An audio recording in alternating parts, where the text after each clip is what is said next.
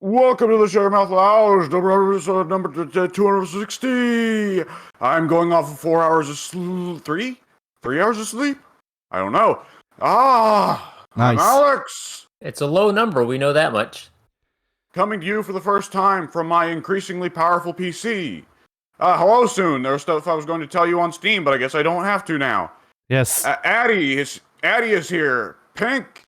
I am killing the Hey. Turians right now. All of them will die. No! The Turians are cool though. I know. Soon. Hey! Addy, did you do the Bring Down the Sky DLC mission? No.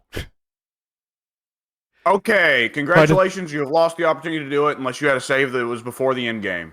I have like 4 saves before the end game, but It's Okay, honestly, because- like it's overkill honestly to me. not worth playing. It's not that good, just like the rest Well- of the game. It's very overrated, just like the rest of the game. Well, Legendary Edition makes Mass Effect 1 a lot more enjoyable in several ways. But I mean, I Bring found down the- it very unenjoyable still, but Bring Down the Sky, I will say, like, I've never got to play through it myself because I was warning Addy specifically because I made that mistake. My playthrough of Mass Effect 1 Legendary Edition, I forgot that Mass Effect 1 doesn't have a post game. yep. I mean, it is the only for one out of me- the trilogy. Yeah, go ahead. It is the only one out of the trilogy that when you beat the game, it boots you to the main menu and tells you to load a save file, asshole. You know, for me, I just figured, oh, I'm gonna get around to doing all of these side missions that I took on later, and then the game was like, hey, you're in the final mission. Mass Effect to be 1's fair, main you don't story really is wanna play short. you don't want to play the side missions in Mass Effect 1 because they're basically the same. Bring Down the Most Sky of is the- the only one that does anything different, really. That's not entirely true. There are quite a few Mass Effect 1 side missions that are important story-wise, and you get rewards in 2 and 3 if you did them. That's true, but on the other hand, they're mostly like the important parts are hidden away in the codexes rather than Yeah, and some of the stuff is just like, find 20 dog tags and 10 bear asses across the 8 million auto-generated planets, and that's just like, no. Yeah, Nobody has I time for that. went to one auto-generated planet, and I went no. and even the important side missions feel exactly like the unimportant side missions. You're still doing the same thing. You're going to the same like singular military base every single time and killing the exact same enemies every single time.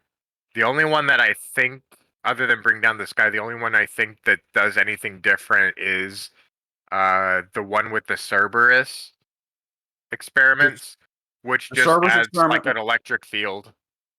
The Cerberus Experiments one is a bit different, and it is a very weird one, because Mass Effect 2, Cerberus is super important, and you can go through the entirety of Mass Effect 1 missing Cerberus entirely. Yep.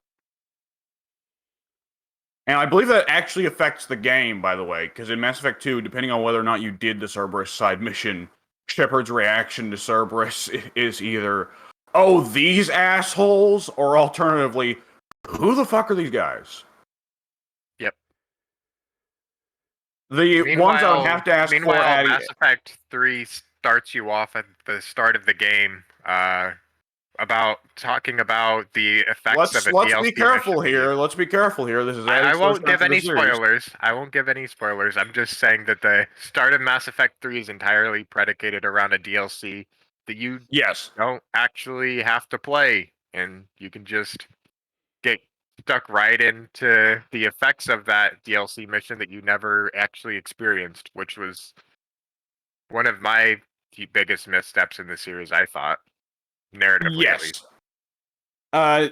The Awakening DLC for Mass Effect 2 and similarly the Leviathan DLC for Mass Effect 3 are both the most absurd cases of super plot important parts of the games being locked to DLC. I Yep. played Kingdom Hearts. Like- I'm used to this. Yeah. Yeah, There's Kingdom allegedly- Hearts was allegedly- actually, Kingdom Hearts was worse because it's like, Not only do you have to buy a separate game to understand the plot going into 3, you have to buy several separate systems. No, Get I've fucked. heard of something worse. Because allegedly there's a version of Kingdom Hearts 3's DLC. Because there's the Remind DLC and there's the Remind plus concert video DLC. And allegedly the concert video has lore. Of course it does. Of 'Cause course it's it fucking does. Kingdom Hearts. That sounds exactly like the kind of stuff that Square Enix But- likes to pull. And then, Fucking that's Nomura likes yeah, to pull. He can't that's help so himself. fucking funny. That Like it's so fucker. ridiculous.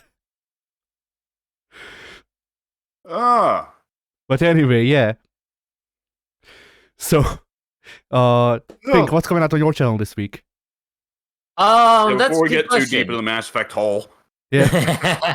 Well, I'm sure there's gonna be some Dead by Daylight coming out. There's probably, I think, Fallout 3 coming out, and that's, as far as I'm aware anyway, that's all the videos I have recorded and scheduled right now. I might be tinkering more with the Elgato and getting stuff out like ASAP, or I might give it some time before I get started on any series with that thing. So we'll see. But for Yeah. now, it remains Fallout 3 and New Vegas and Dead by Daylight. Did you manage to fix your audio delay issues? Yeah. All right, nice. Addy, what's coming on your channel? Jack shit. I have a video waiting to be edited, and that's gonna be a thing. I have one script finished 25% or so, and then I'm also thinking of just making a first impressions video on Kingdom Hearts, just the whole series, fucking summarize the whole series, so that people don't have to play through the games themselves. And the problem with that is that I will need to play through the series again, which is fine, but give me some time, please. Like, give me a week or two to de-Kingdom Hearts myself, and then I'll get back into the darkness. Yeah. So yeah, the stuff is happening, but not yet. Streams are also maybe on the second channel, like next year. The channel have started to move. Yeah, like I've been planning stuff for like fucking 4 years, which is why I haven't been uploading, because I've been too busy planning. And whenever I try to put the plans into I know motion, they would that. just fall apart. I know that feeling. So yes, But I don't have the editing skills you do, so there are things that I plan, and then I'm like, hey, wait, I don't have the editing skills for that. but that's the thing. It's not editing skills. It's the stomach to put up with editing. You're not wrong. Cause like, it's less that I have skills for editing, and more that I'm more willing to spend time on brute forcing it. Then again, I say that like you haven't yet rotoscoped the guy out of a video. This was something that I had to do for work. I had to rotoscope a guy out, so that he could be the screen transition. And boy, that shit took me 3 hours. It was a 2-second clip of him walking past the screen. 3 hours. But it looked pretty, though. Nobody noticed, and that's the thing. If I do my job right, no one will know, and no one knows. Yeah. That's one of the awkward things about being an editor, I guess. Yeah. Like that's the thing is like my editing style is very based heavily upon like the old style, you know, the more cinematic style that you would expect out of movies and shit. It's based off of that, not instead of the new editing style that Zoomers use. Which, like, I'm a Zoomer, but still, whatever. But you know, like dirty Zoomers. but like, you know, I guess the difference is that like I'm fine with some comedic edits, like, you know, I'm fine with a couple of cutaway gags. But when it comes to, like I look at Zoomer memes and I'm just like, I understand Mike. I get Mike. You're not suddenly. caffeinated. The problem is that I don't drink coffee. Excellent. But yeah, so that's all of the stuff on my end. Soon. Oh, I've got nothing. All right, Yeah, Kavya. I don't have a channel really. Then what do That we have you on the know of. sidebar? That's Ted's other channel, Soon Dragon. I upload like a clip once a year, maybe. The video games I play are not exciting to watch usually. See that's why you just talk endlessly about them. At least that's what I do. Not when you don't have much to say. I can get the funniest shit out of any game thanks to Revengeance. I once fucking did a Rainbow Road script with the Mako. I have it on recording. I love Rainbow Road. There's some goofy shit you can do with the Mako. It fucking sucks. I hate it. Like it's Borderlands driving. Fuck. Everybody hates the Mako, which they did make the Mako a little bit better in Andromeda. It still sucks, but it's like manageable at least. Here's the wacky thing that Addy is going to call bullshit on, is the Mako is massively improved in Legendary Edition over fucking original game. I'm really glad that I didn't have to play the original game. I was about to say the same. If the Legendary Edition is so much better, man, am I glad I didn't have to play the original game. Yeah, straight up. Because I can tell you, it is only... I forget what it was. There was a couple of things I appreciated about Mass Effect 1, and it is very lucky that those exist. Otherwise, I never would have just pushed forward into Mass Effect 2. Because I was going through Mass Effect 1, and I was kind of like, guys, I don't get it. Let's not get too deep into it because... Oh, wait. I was the same way, which... The reason why I managed to play through it was because I had already played Mass Effect 2 and knew how good that was. Yeah. And I just wanted to have more control over what the events in Mass Effect 2 were, rather than... it was very difficult to push through that game. Well, to be honest, there are only really 3 choices in Mass Effect 1 that matter. I know that. But yeah, so Pink, I won't say which ones for Addy's sake, but yeah. Though I think Addy can guess at least 2. I know one. I immediately know one. I've already killed person that will come back to. With my bare hands. Yeah, we're gonna have to get back to that. With my bare hands. I have fucking choked person out. You did what? Rear naked choke. Okay, fair enough. Mojo! Senior Joe! But yeah, soon I guess, your week. Oh, my week. Wait, we didn't get to my channel. Oh yeah, we didn't. Yeah. Fuck. The group channel. channel. Alex's channel. So, for my channel, I'm not for certain if I will I'll probably get out some kind of video just to say, hey, I'm back. My computer, it's here. It's assembled. Upload a rip of Eric Bishop's team. Yeah, dude. Every time I think about making that video, I think about that, and every time I'm like, no, I can't do that. Not only would that probably get it copyright struck, but also it's a joke that only like 5 people would get. So... I mean, the second issue is a bigger problem because you wouldn't get copyright struck. It would get a copyright notice, which is different in that you wouldn't get blocked. They would just it's just WWE would get the money from the video. Whoop-de-doo. All 5 cents. So, like that, and then YouTube has been. I like that Addy considers that worse than fucking getting in legal trouble. No, that's what I'm saying. No, that's what I'm saying. You wouldn't get into legal trouble. That's all they do. But yeah. Why is that worse? I was being sarcastic. Oh. I thought this was one of like those fuck anything. I thought suddenly Addy had been fucking body snatched by an AEW fan. Oh no. Rocky on the Discord. Yeah. Yeah. But yeah, so like that's all they do. Something about John Cena. There's only one way to know. But yeah, that's all they do, and like even with actual licensed music, YouTube has been working together. Yeah.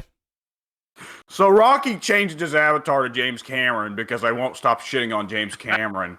Should I change my avatar to John Cena to fuck with him? Sure. Yeah. Yes, do it. Do you want me to do a Photoshop to make him a Navi? Is that your picture? Navi What? Cena. What's a Navi? And then the blue they have aliens. yeah, the the Avatar Smurfs. people. The large Smurfs. The large hair sex I thought it was Smurfs. the fairy from Link. I think the gag would be lost then, honestly. Maybe. No. You need to make your avatar the Super Cena outfit from the Netherlands mobile fighting game. But yeah. So, what was I going to say? Shit. Yeah, like they would just the money, all 5 cents from the video would just go to WWE because they own the rights to the music, and like even then, YouTube has been working together with actual license holders of music to make it so you can have licensed music in your videos, and you just split the money with the license holders. Oh, Yeah, weird. and then like never mind that we don't get fucking money from the videos, so who gives a fuck? Like. Like the only negative before like 2020, I wanna say, the only reason that I had personally to not use licensed music is because I didn't want ads on my videos. YouTube puts ads on every video now. There is no reason not to do this as long as you're fine with losing money, which we wouldn't make anyway. So it might as well go to the people we want to fucking interact with, you know? Like, this is one of those things, I think I've said this before, but to me, like, YouTube taking the money of it is just paying the licensing fee and just using them as the fucking step thing instead of just being like, all right, I'll pay the $150,000 that I don't have to this license holder so I can play this 2 seconds of the song. YouTube will just pay it eventually. I guess we'll see what'll happen. Yeah. But anyway, so yeah, you'll upload a video that you're back. Yes. Yeah, I'll do something along those lines. Something small and easy to do. If I Yeah. don't forget, because I'm an idiot.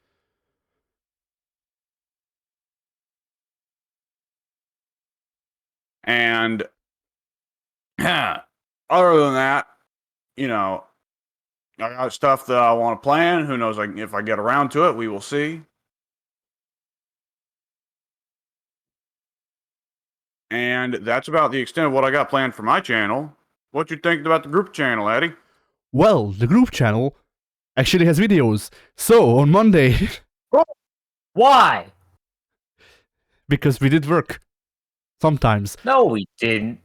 No, So- we did not. On Monday, not one but 2 episodes of Persona 5. Disgusting. Then Unbelievable. it's fine though because one of them is only half an episode. So then Alright.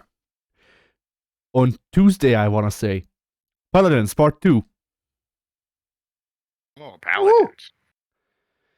and then on Friday Katamari. And Yeah. let me check the thing. Because on Sunday, I believe. Yes, on Sunday, the Christmas special. Yes. Very nice. And that's it for this week. Very cool. Right, so soon. Yeah, what up? You are weak. Oh yeah, my week. Yeah, so I've been spending most of my time playing Midnight Suns, actually, since that came out. Nice. And yeah, I've actually been enjoying it a lot more than I had expected. I was already pretty excited for the game. I was telling Alex about this the other day, but basically it's a combination of, I'd say, Fire Emblem and what was the other game that it's a combination of? Yeah, Divinity. yeah, Fire Emblem and Divinity. It's a lot like Fire Emblem except with cards, but I wouldn't consider them cards so much as abilities on cooldown rather than. But I don't really think of it so much as a deck builder like Magic the Gathering or something like that. It's more along the lines of just having abilities, but they're kind of randomized in terms of what you get, but you can optimize how you're using those abilities.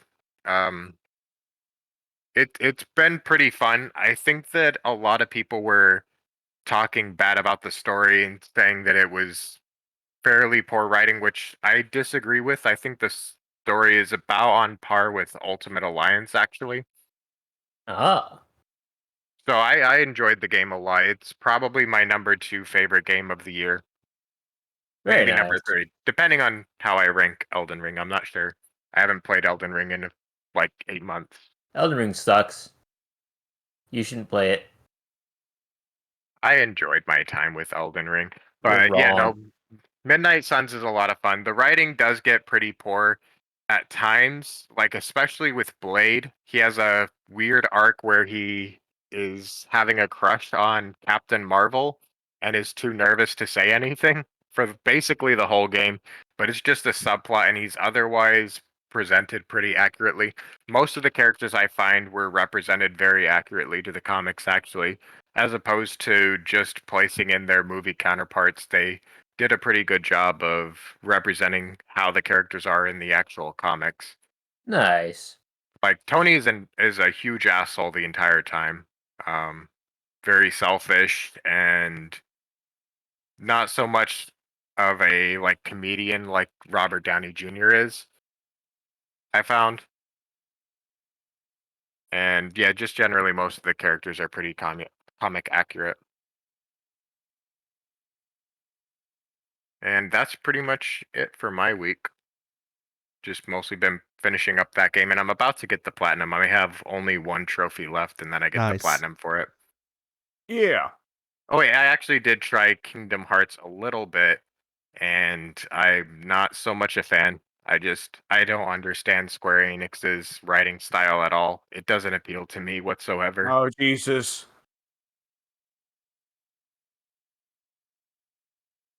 That's all I had to say about that.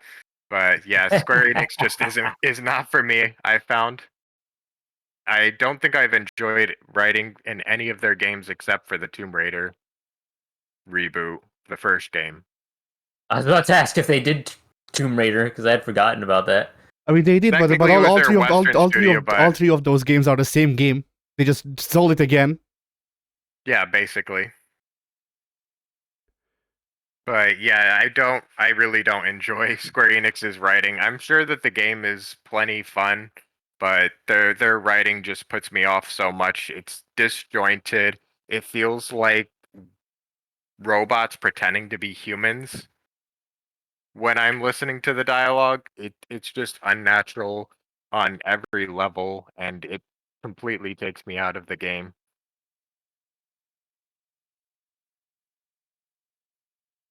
But gameplay wise, I guess it's okay. I didn't really get very far into it, but yeah. Yeah. Cool. Yeah. Yeah. All right, Pink. What did I do? Nothing. Next person. All right. um, my week was not very eventful. They dropped some new leaders for Civ 6. I only played one so far, Tokugawa, because he had the most unique play style out of the whole lot, in my opinion. So What's try his that play out. style based around? He's very isolationist. He's kind of the inverse of Portugal, where they're Mhm. wanting a lot of external trade routes or international trade routes.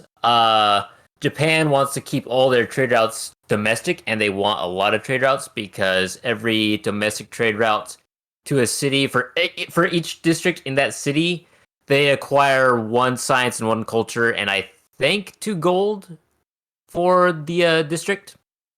So basically, you want to build a lot of tall cities with a lot of districts and have a lot of domestic trade routes so you can make butt tons of culture and science.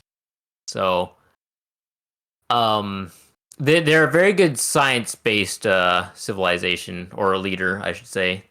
Mhm. And they do get some boost to tourism for some reason. It doesn't make a lot of sense to me. But after you discover flight, every district in your empire will provide 2 tourism, I believe. So if you were to go extremely tall and extremely wide, you could maybe cheese your way to a culture victory with those tourism outputs. But it's probably honestly just to provide some domestic tourism to prevent other people from steamrolling you in the culture victory. Yeah. That kit or that ability doesn't really have a lot of synergy with the rest of the kit, so I'm assuming that's why they did it that way. But yeah, it was fun. I made a lot of super tall cities with a lot of districts, and I'm making a lot of culture and science return, and it's very fun to see. So yeah, I'd give Tokugawa a thumbs up. I probably like him better than the default Japan, but I don't think he is, from a gameplay perspective, all that much better than who do they have as a Oh. leader? I forget. Default Japan's one of the strongest in the game, ain't he? Absolutely. Is it because of the leader or because of the nation? Both. If I'm not mistaken, the default leader, whose name completely escapes me for some reason, they're Hojo? yeah, Hojo Tokimune. His ability is that his theater, campus, and holy site districts come at half cost. So that synergizes very well with the Japan's civilization ability, which is where yeah. every district gets their adjacency bonus from each obviously adjacent district. So that pairs very well and makes Hojo one of the best just all around civs in the game. He also gets combat bonuses, doesn't he? Yes, both civilizations, both leaders rather, have the civilization bonus of an extra 5 combat strength on coastal, not coastal water tiles, but the coastal land tiles. Right. I also think enemy units take like 100% damage from hurricanes in their empire, which is something you won't see very often, but it's there. It's like Russia, they have their enemies take 100% damage from snowstorms in their empire. So that's not something you'll ever see very often, but when it happens, it's funny. And that makes it worth it. Indeed. Just cause global warming to create more hurricanes to destroy your enemies. Precisely. Yeah, but I didn't play any of the other 2 leaders that dropped. One of them was Nader Shah of Persia. The other was the persona for Suleiman, the Magnificent. Not touched either of those yet, though, and I'll be doing so next week, probably, once I finish up my... Suleiman's bonuses seemed pretty strong. They look cool. It didn't make a lot of sense to me when I looked at it, but since it's tied to what kind of era you're in, not like chronology wise, but for your golden or standard age, that seemed very cool to me, where his bonuses kind of flip depending on what situation you find yourself in. Yeah, for sure. Making yourself like better at science and culture when you're in a golden age, which I feel like it's very easy to stay in a golden age. Whenever I've played Civ 6, I feel like I'm in a golden age all but one of the eras the whole game. Yeah. I've had some eras where my era score will be like triple what it should be, so then you kind of shoot yourself in the foot for the next era going forward. But for the most part, if you keep your era score from jumping so ridiculously high, it's fairly easy to accumulate the golden eras or golden ages throughout the entire game, in my experience. Yeah, same here. So I feel like he's just going to be really good at science and culture. Yeah. And then, did you get a chance to play the Great Negotiators, any of them? Yeah, I played all 3 of them, actually. Okay, what'd you think of them? I love Zinga of the Congo, because she's just Maya on steroids. I was rather disappointed with Abraham Lincoln. I thought The plantation penalty felt like it was completely irrelevant.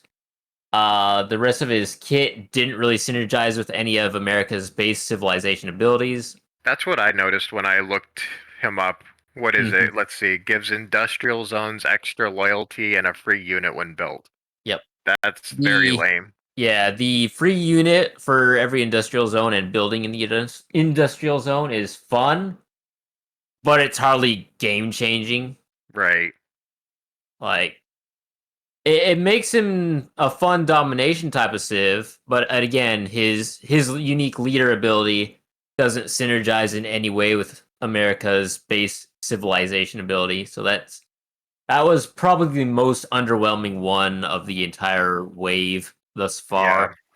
Yeah. America feels like it's kind of gotten short shafted in the last two games in general. Yeah, that's Well, true.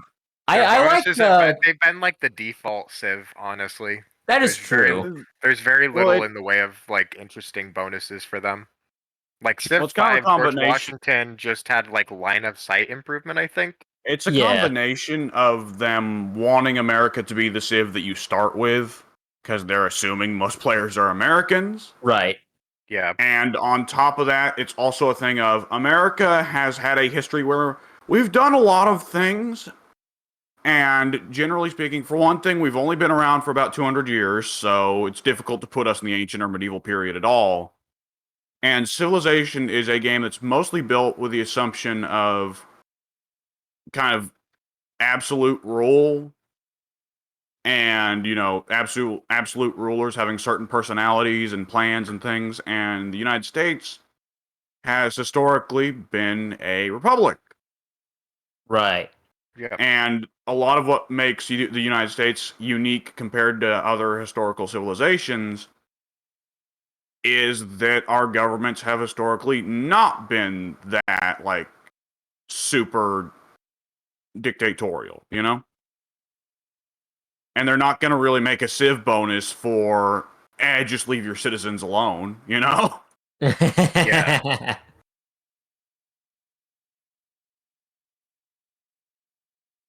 But I And feel on like top of there's a that, lot of systems in Civ.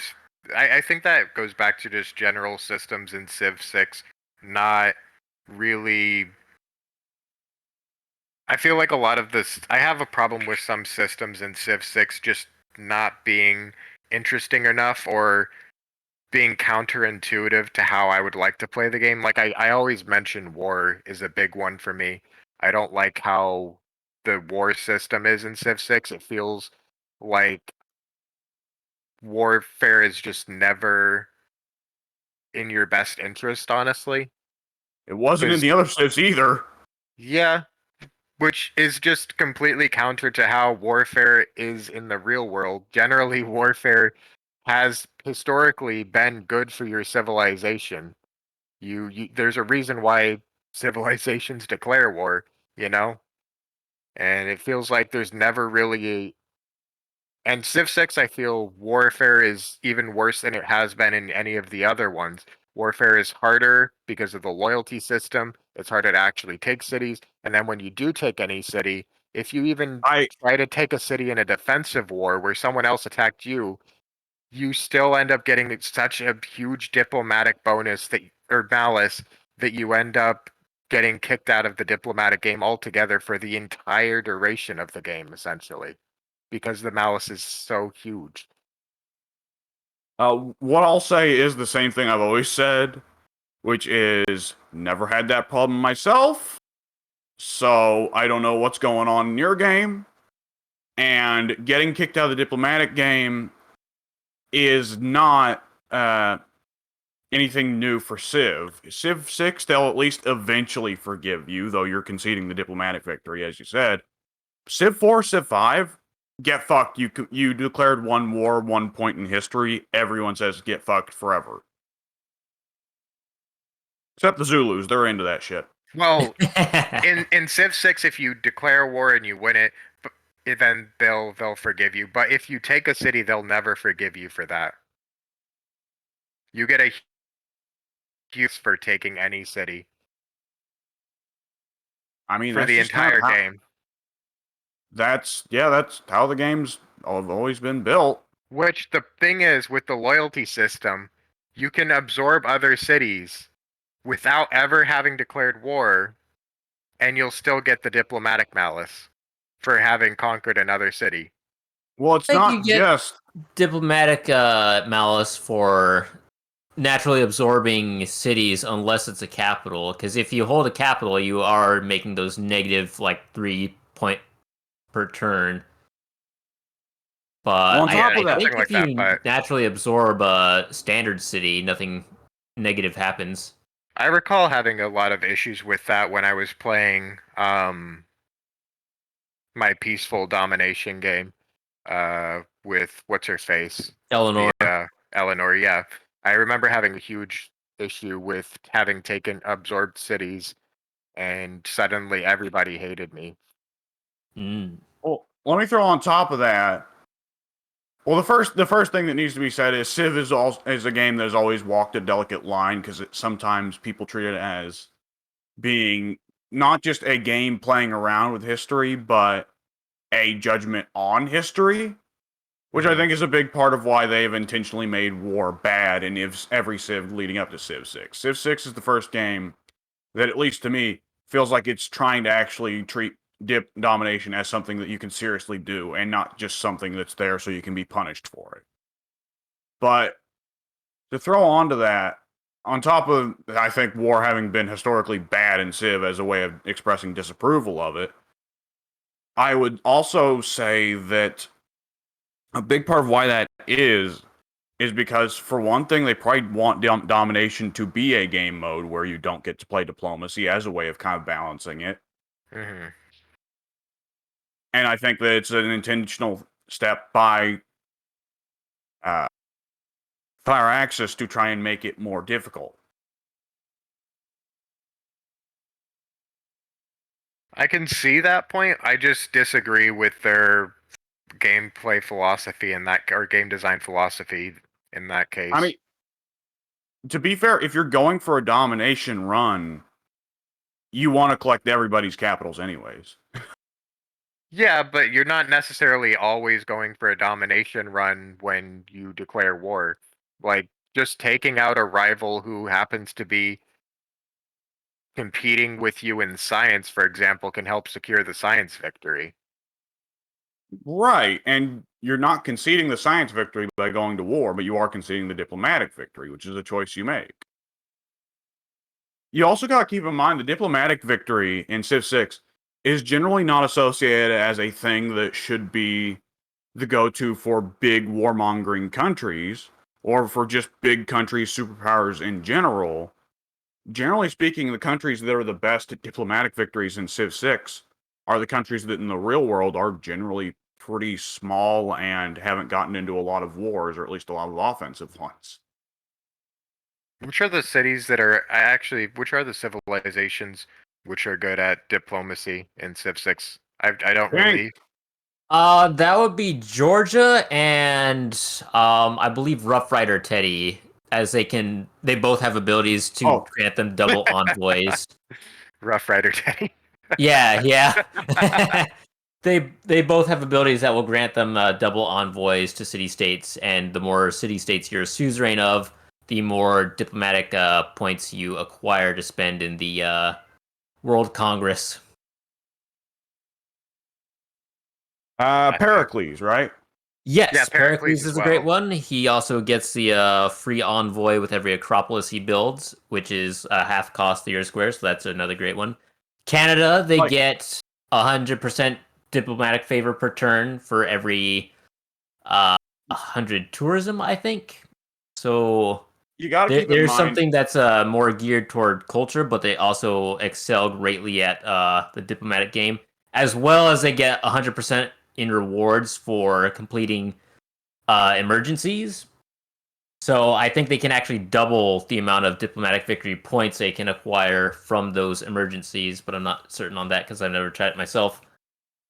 You got to keep in mind that at the end of the day, Civ is always going to suffer the consequences of trying to balance historical accuracy with gameplay and generally prioritize gameplay. And while in real life it's historically accurate for every country to have gotten into a war at some point, even if they're not interested in world domination. But Civ, they want to make there be viable playstyles for people who want to play pacifists. Because, and I know this is going to sound insane for a lot of people who love going in Civ and warmongering, there are also a lot of people who love to play Civ and be complete pacifists, and they don't want to fuck with anyone, they just want to build cities. I mean, I've done that's both. typically I'm usually the kind of person who just wants to build cities, but every now and then I get into a defensive war and I take out my rival or take some of their cities so that they're not a threat to me, just so I can continue to play pacifist, and suddenly I'm a warmonger for the rest of the game. I mean, yeah, I mean, that's Which that's just not kind super of fair in real life either, is it? it doesn't happen in real life. I mean, just look at Japan. They went from Germany too, Japan and Germany, just within some people's lifetimes, was number one enemy for the whole world, and now they're allies with most of us. Civilization not representing regime change is a recurring thing. Yes. Which That I is guess that is a I big guess difference there. yeah, I guess I'm just comparing it to Paradox games, which just handle all of that so much better. Yeah. Well, Which I what you're looking understand that for, it's a different game entirely, but I yes. just feel like even other 4X games do it better. Like shit, what's it called? Endless Legend? Yeah, Endless Legend, Endless Space 2 both do that better, I feel, from what I If you remember of them. And if you're looking for Old historical World as accuracy, well. if you're looking for hyper historical high, excuse me.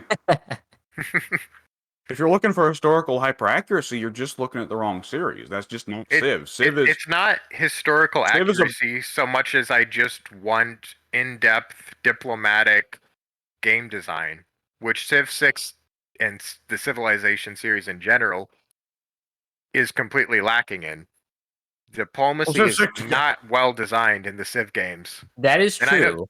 and I don't really it's not about historical accuracy.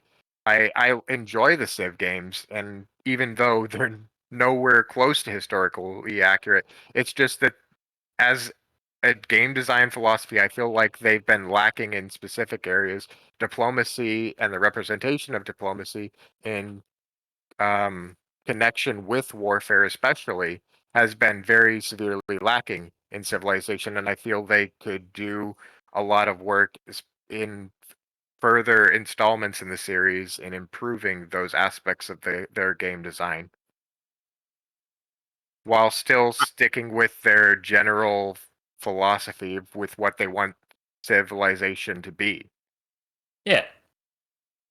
I thought Humankind, despite the fact that I really didn't like that game like at all, I thought their diplomacy was really well thought out. I thought there were still some major kinks with that one as well, but Mhm. I feel like Civ could definitely benefit from looking at their homework and trying to see how they can improve upon their diplomacy, because diplomacy has usually, as for every Civ I've played, diplomacy is usually the worst aspect of it. Yep. So yeah, Well, that really seems to sit on the back burner when it comes to their gameplay philosophy, which I don't necessarily mind, but it is something that I'd like to see improved upon in the future.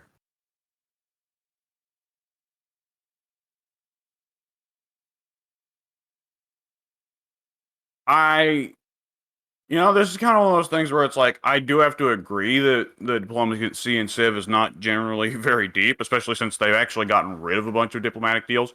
Remember Yep. in Civ 4 you could trade technologies? Yep. I do remember that. Civ 4 actually was probably the best of the series that I've played, diplomatically speaking. Right, You Although yeah. could I didn't sign get to limited play the Civ 5 expansion, so. you could sign limited time diplomatic deals, couldn't you? Where it's like, okay, we'll Yep. make a deal, but it's only for 10 turns. Yep. Yep. There's been a definite downgrade from that. But part of this, I don't think is so much like, oh, Firaxis just didn't have it in their power to do this. A lot of this stuff, I think, is really just their choice. Yeah, Yeah, and it's you just can something tell I disagree because they with. wanted to take Civ 6 in a very more simplified and refined direction. So I think they took a look at the diplomacy and said, "No, that looks really busy. Let's not do that." So they opted Yes. for something a lot more streamlined and concise. And while it might be janky at times, certainly, it's not as overwhelming to a more casual audience the way Civ 5 and 4 would be, in my And opinion. I think it's a big part of the Civ 6 game design, at least the way they like to do things, is cutting the player out of game mechanics if they make, certain choices. Because at the end of the day, Civ 6, the fundamental idea is everybody's operating on a limited amount of time, not just because literally at some point the game is guaranteed to end, just because you wasted time, but because the game is, you are competing against other people who are going to be going in their own directions. And whatever choice you make is several choices you don't make. It's opportunity cost. That's true. On the flip side of that, you have science, which can lead to every other victory type pretty easily. Yes, science Which is is big like problem with science. It's just completely overpowered compared to the other victory Well, in types. fairness, that's accurate to real life as well. It I would is. say. It is. It's just hard for them to balance it in a way where science doesn't just connect into every other victory type. Yeah. to be honest, before Civ 6, I would have said that science was made intentionally OP, again, as like a historical judgment kind of thing of like, science good, war bad. But for Civ 6, it honestly does just kind of feel like they wanted the other, paths you go down to be at least mildly more viable, but science is still king. Yeah. Yep. And will probably always be king just by nature of the fact that they did finally get around to making a culture research tree, but there's not much stuff you can attach to a culture research tree that would help you militarily or help your spearmen upgrade to machine guns. Right. The civics are actually super underrated because all those civic cards are really good, and Mm-hmm. There if are a you lot use of the well, actually, they do add a lot of stuff in the civic tree that does help you militarily, like getting yeah armies, combining your units into armies and armadas, etc. That's all in the yep culture tree. yep So they at least made Yeah, it that's so true. that culture does support military this game. That is true. I think to a certain degree though, people will generally regard culture as the less appealing tree just by nature of the fact though that because it's so many policy cards, people kind of want to have their cake and eat it too. They want all the toys. Whereas culture yeah. tree, you research a lot of policy cards you are never personally going to use. That Yeah, is very true.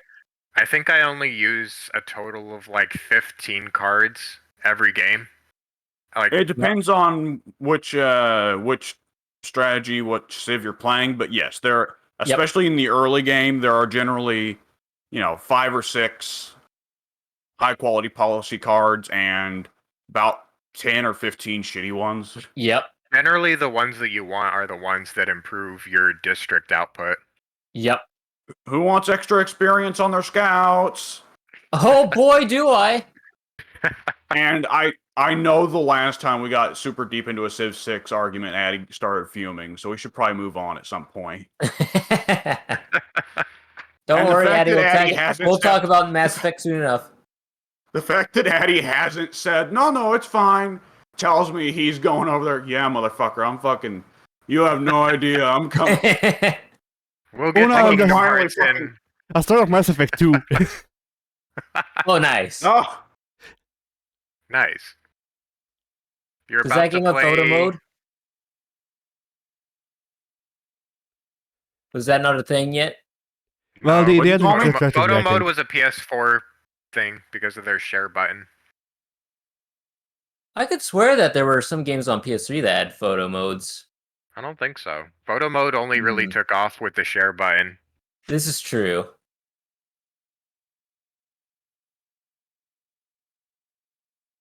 Man, do I wish it didn't, because it makes gaming communities a lot worse. Not a lot worse. That's hyperbole. Are you sure Hyperbole about is what 90% of this fucking Discord deals in. that? And yet y'all still legit think that I hate every game that I play. You don't? You don't? Generally, no. Yeah.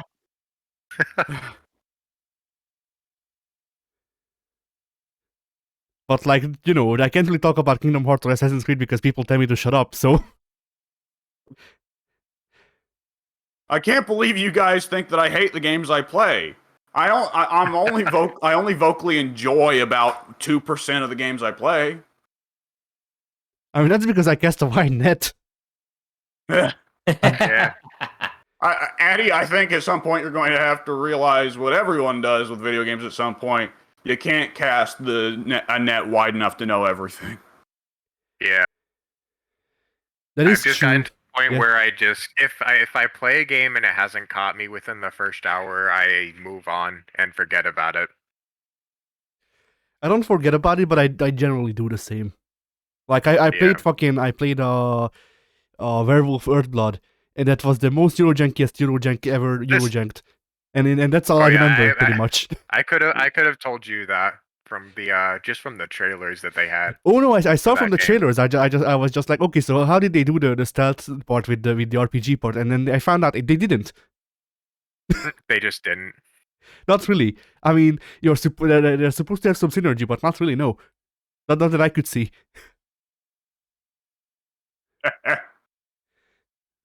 But yeah. Anyway, What the heck is this game that I just found on Steam? I'm adding it to my wish list. is it Hentai Hitler or whatever the No, fuck?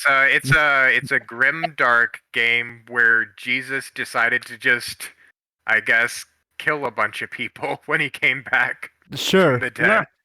And he set up a grim dark world full of like inquisitors who go around executing his will. That just sounds like Warhammer. Yeah, I was expecting that. This sounds like a very subtle piece of satire. Yeah.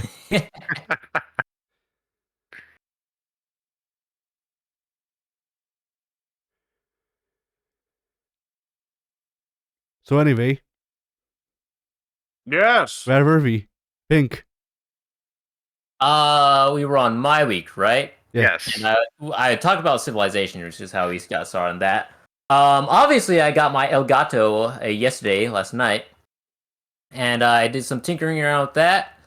The first video I recorded had like some sort of audio desynchronization because everything came across nicely, but the audio was off by like a second with the video, which was interesting. Wasn't expecting that. Don't know why it happened. But after Addy helped me tinker around with it for a little while, I got it to work just fine. So that was cool. Yeah. Yeah. And yeah, that's basically the sum extent of everything that happened over the course of my week. I did some Dead by Daylight, obviously. I did some. Let's see, what else did I do? I did some Fallouts. I did nothing else. I just did some test recordings with the Elgato, and I'm looking forward to pushing it to its upper limits. So I'll have hopefully lots more content coming out in the future. Yeah. Yay! All right. Now, Pink, get ready to Not just yet. dig in and play Not something into. Oh, First, books. So after Books? yeah, Who after reads What kind of nerd books? reads books? Yo, get after, out of here. after Go reading talk the to like Rocky. after reading like the 1890 something really like translation of the original Pinocchio book, I figured, you know, the translation was funny. I enjoyed it. So I'm gonna see if I can find similar things. So I've just been reading like fairy tale books from the 1800s. Ooh. And both as a thing of like to see how the linguistics progressed, and also because I figured that they would have some stories that I wouldn't know already. And I found the most unrealistic piece of fairy tale fiction that I have ever heard. Let me read it to you because I saved this. So Is this from like the Brothers Grimm? no, Ah, okay. it's I'll get to them eventually, but I figured they like since I know their names, they would be the people that I would know the most of their stories. So I went with the more obscure shit. Okay, let's hear it. But yeah, so this is from, oh shit, I forgot his name. Dick Whittington's cat. Yeah. And the most unrealistic piece of fiction is they were driven by the winds on a part of the coast of Barbary, where the only people were the Moors. Unknown to the English, the people came in great numbers to see the sailors because they were of different color to themselves and treated them civilly. This is the most unrealistic piece of fiction I have read. I see. What do you mean everybody in the past wasn't horribly racist?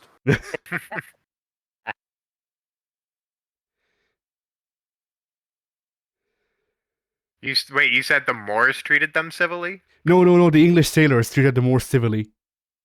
Oh, okay. What a bunch of malarkey.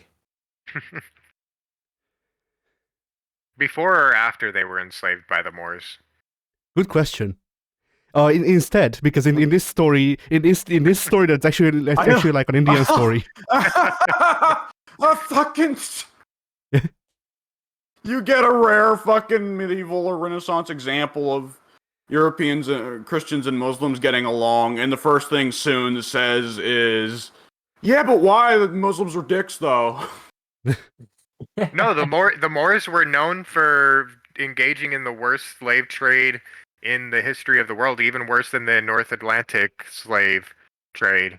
No, I'm aware There that was- Muslim slavery was a thing, but there. I know, It's I funny know. to.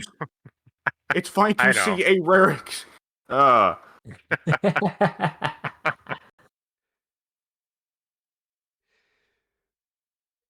But yeah, it is also funny to find out that the story of Dick Whittington's cat is actually an adaptation of like on either like Indian or Arabian story originally.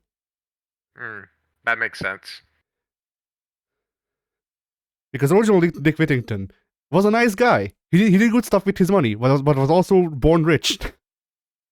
And the story disgusting. the story didn't go that way. But yeah. Oh, anyway, I think that's it for books. Because I don't remember if I saved any other funny lines that are funny in modern contexts. There wasn't lens of cocaine like last time. So, let's see. Well, I don't think I played anything else. All right, Mass Effect. Yeah! Is Miranda in the first one? What about the No. first one? Not interested. I'll be leaving the call now.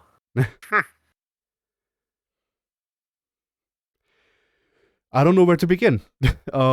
It's all right. The first one. Yeah. Eh. Like, Just a wave of benevolence. Yeah, sure. like there was one reason I played through the game, and that is Garrus. Garrus understood me. Okay, you thought Garrus. I like Garrus. You're going to like Mass Effect 2 and 3. If Garrus is your Oh, favorite yeah. party member, you're gonna love Mass Effect 2 and 3. Oh yeah. The longer Mass Effect series goes on, the more it becomes almost the adventures of buddy cops Shepard and Garrus. Yeah, that's And why I Tally. liked him. Garrus, Yeah. Shepard, and Tally. Yeah. Wow. Liara's Wait, gonna, Garrus, Shepard, and Tali. Liara's like a guest feature every now and then. You just go hang out with her in her little cave. Liara is the Mass Effect. What's her name? Liliana is the Dragon Age. Yep. Yeah, she's the main thoroughfare. Sometimes she's a party member, sometimes she's not. Sometimes she's an advisor. Yeah.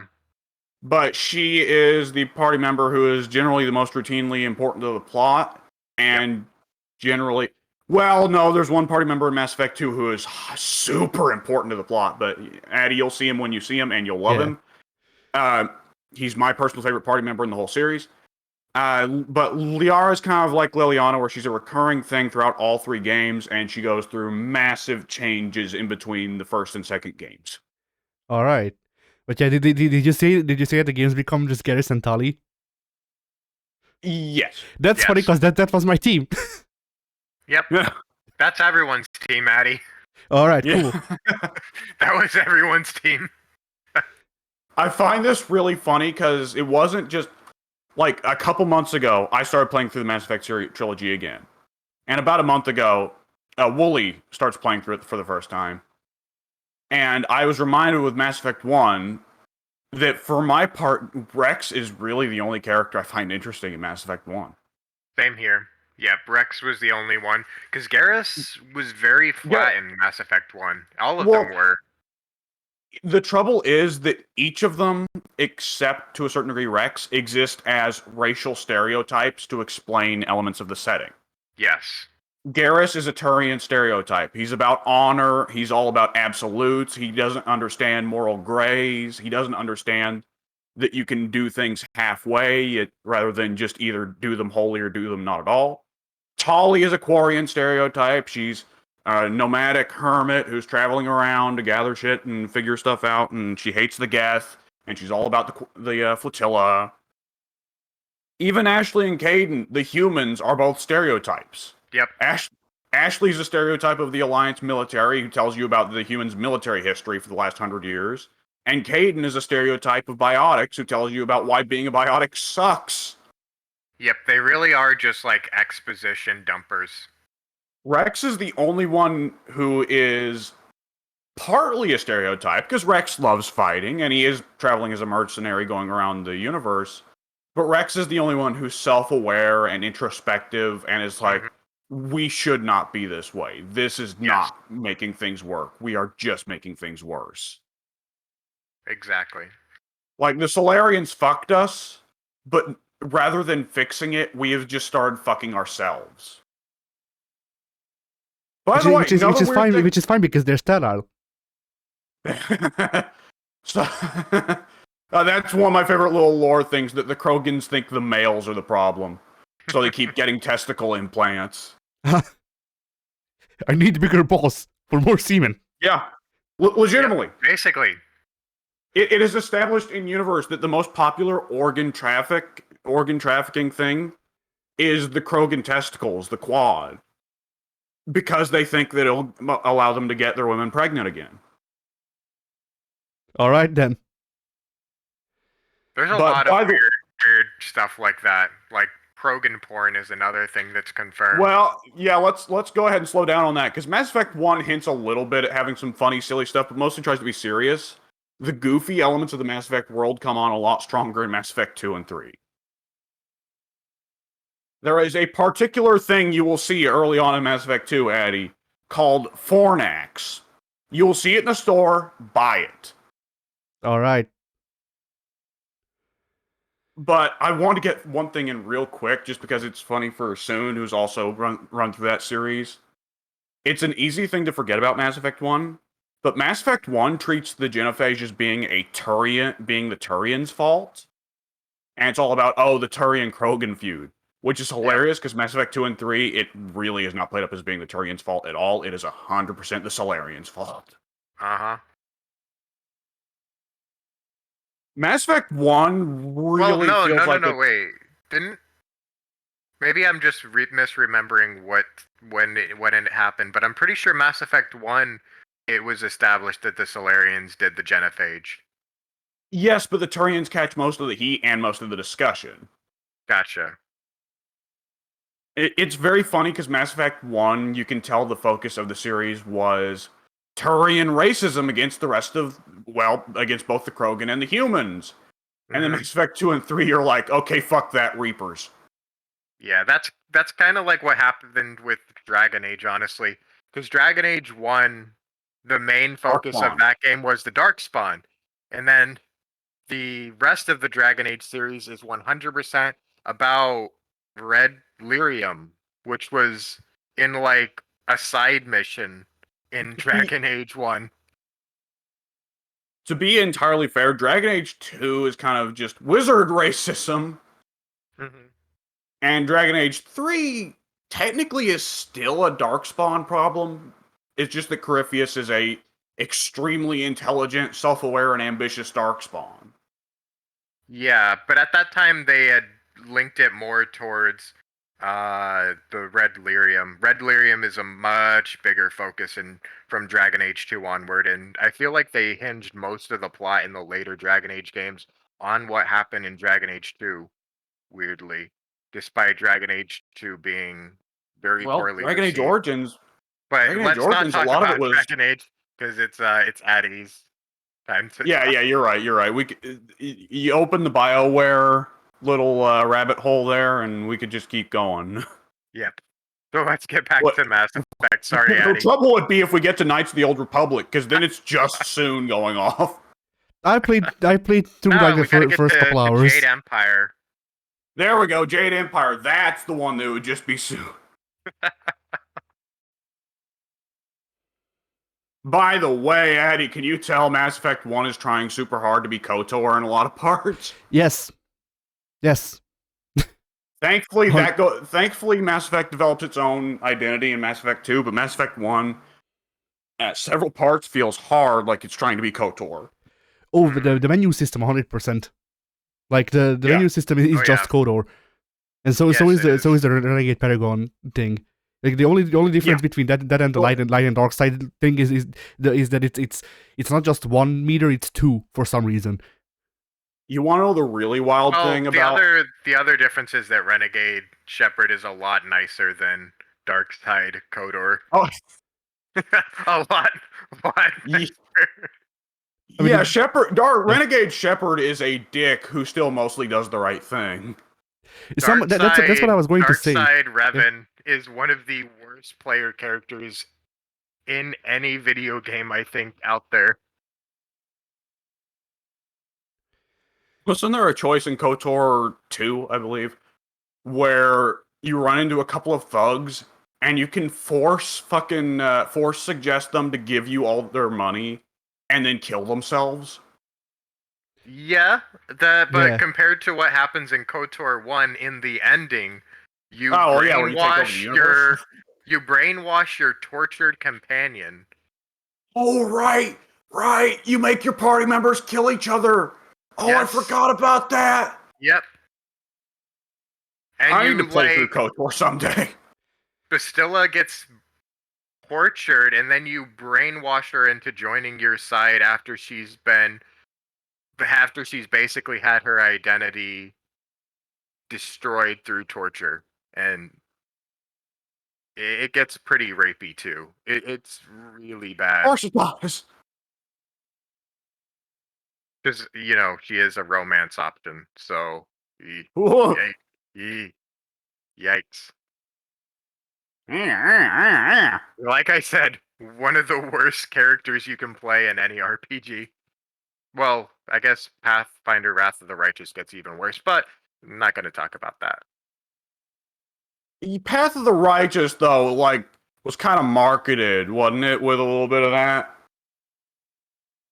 Yeah. Or am I getting it mixed up for Tyranny? Well, you're getting it mixed up with Tyranny, yeah. But let's Okay. get back to Mass Effect. I have a penchant for sidetracking us. Addy? Addy, hello! So I had this funny thing where I played Renegade and the game decided that I was still Paragon. like Yeah. I was like I'm just It's hard gonna going forward. play. I was just like I'm just gonna play as an anti-hero. I'm gonna be an asshole and then still save people. And apparently that means I'm a Paragon even though I'm an asshole. Somehow. Yeah. So, Mass Effect is actually pretty interesting in that doing good things does not take away from your Renegade score. Doing bad things does not take away from your Paragon score. And as long as in Mass Effect 1, you knew to invest in the threaten and negotiate skills as often as possible, right? Hmm. Not only did I know that's what I do in every RPG. I don't give a fuck about Okay, I don't give a fuck about how the game plays. I need my charisma high so I can talk people. I can talk people into shooting themselves. Yes. I like it. That's Very always my specific strategy. example there. I mean, that's the most fun to me because it means that I get locked the least out of the dialogue options. Yes. Yes, that's why I always play high charisma builds, even though they're generally terrible. It depends on the game. Some games, high charisma builds, you can just go the entire game pacifist. Yeah, but most games are not designed around that. Yeah, it's kind of a lost art. I mean, the finest example will always be Fallout 1. Just defeat the final boss by talking him and just walk out of the evil base. Later, boys. Yep. It's been real. I did as close as you can get in Mass Effect 1 just now. Yes. It's not Yes, a yes. full it's not a full charisma kill. But I skipped But an It's entire. pretty close. But I skipped at least like a phase. So Yes, Oh yeah, yes. absolutely. I That did is supposed the to be same thing. Yep.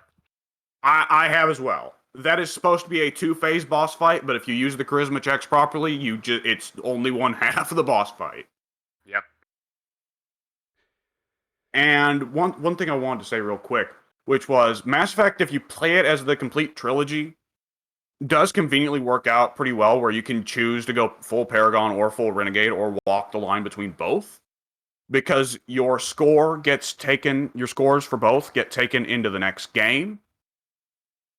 And there is one particular very, very, very, very important choice in Mass Effect 3 that you must have either a maxed out Paragon or Renegade to succeed on.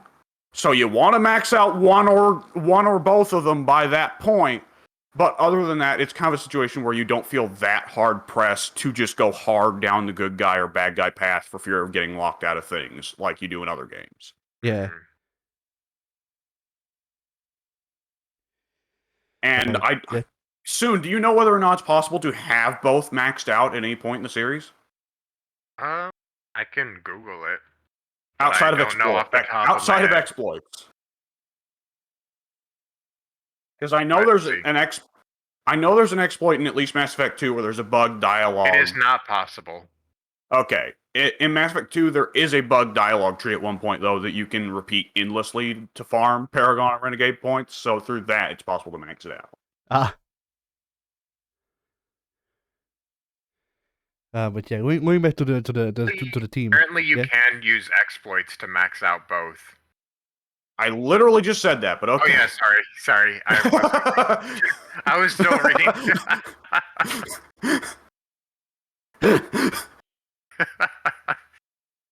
Oh boy.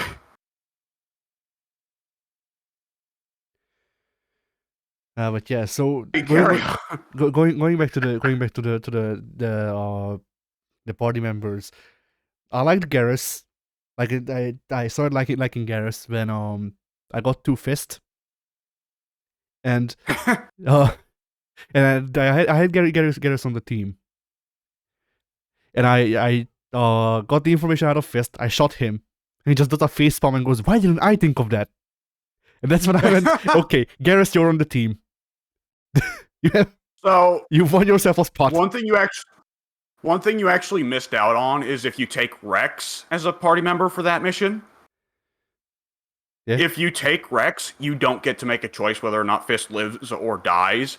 Right before you would have been offered that choice, Rex just steps up and fucking point blank executes him. Well, that's fine. That he said so.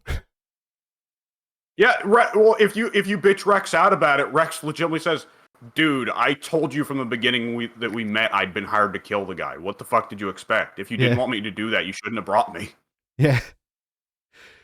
But Man, then, more RPGs should do stuff like that, where if you bring Yeah. one party member, it changes a mission. That's great, but it does go against the development philosophy of try to avoid making content that only a fraction of the player base is going to see. You know? Yeah, but that's and philosophy I love.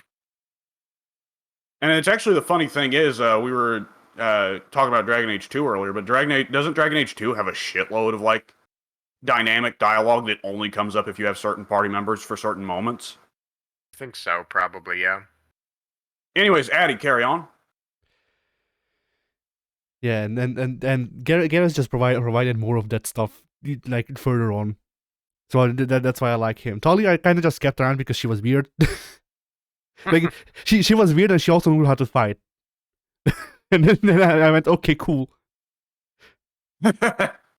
Oh, wait, actually, Mass Effect 2 does have a few moments like that, now that I think about it. There are definitely a couple moments where, depending on what party member you bring, different things can happen. There's a lot of very funny dialogues that can happen in Mass Effect 2, Yes. depending on what party members you bring. Like, there's one There are- party member and one side plot with one of the characters that changes a lot if you bring them. There are some. The wildest thing in the world is that there are some that you are pretty well never going to see. Some funny interactions that are virtually impossible to get unless you plan the game out in a hyper-specific way. Yep, I was just thinking of the one that I was talking about was one Let's where not it's pretty spoil hard. him because I- he's I a won't cool spoil it. surprise. But I feel like you know what I'm talking about, which mission and Yeah, Kai Leng. which character. Yeah, there are certain mission. There's a certain mission in Mass Effect 2 that you can make the dumbest possible party member choice for. Uh-huh. And as soon as you walk in, literally everyone, including the party member, is like, "Why the fuck did you bring me here?" Actually, there's two moments in Mass Effect 2 because there's a moment early on where they this isn't a spoiler at all, but there's a moment early on, very very early on in Mass Effect 2 where it's like, okay, you need to go into this quarantine suburb that's quarantined because there's a disease going around that is killing everyone except the humans. And if you bring any non-human party members, they will just go, "What the fuck, Shepard?"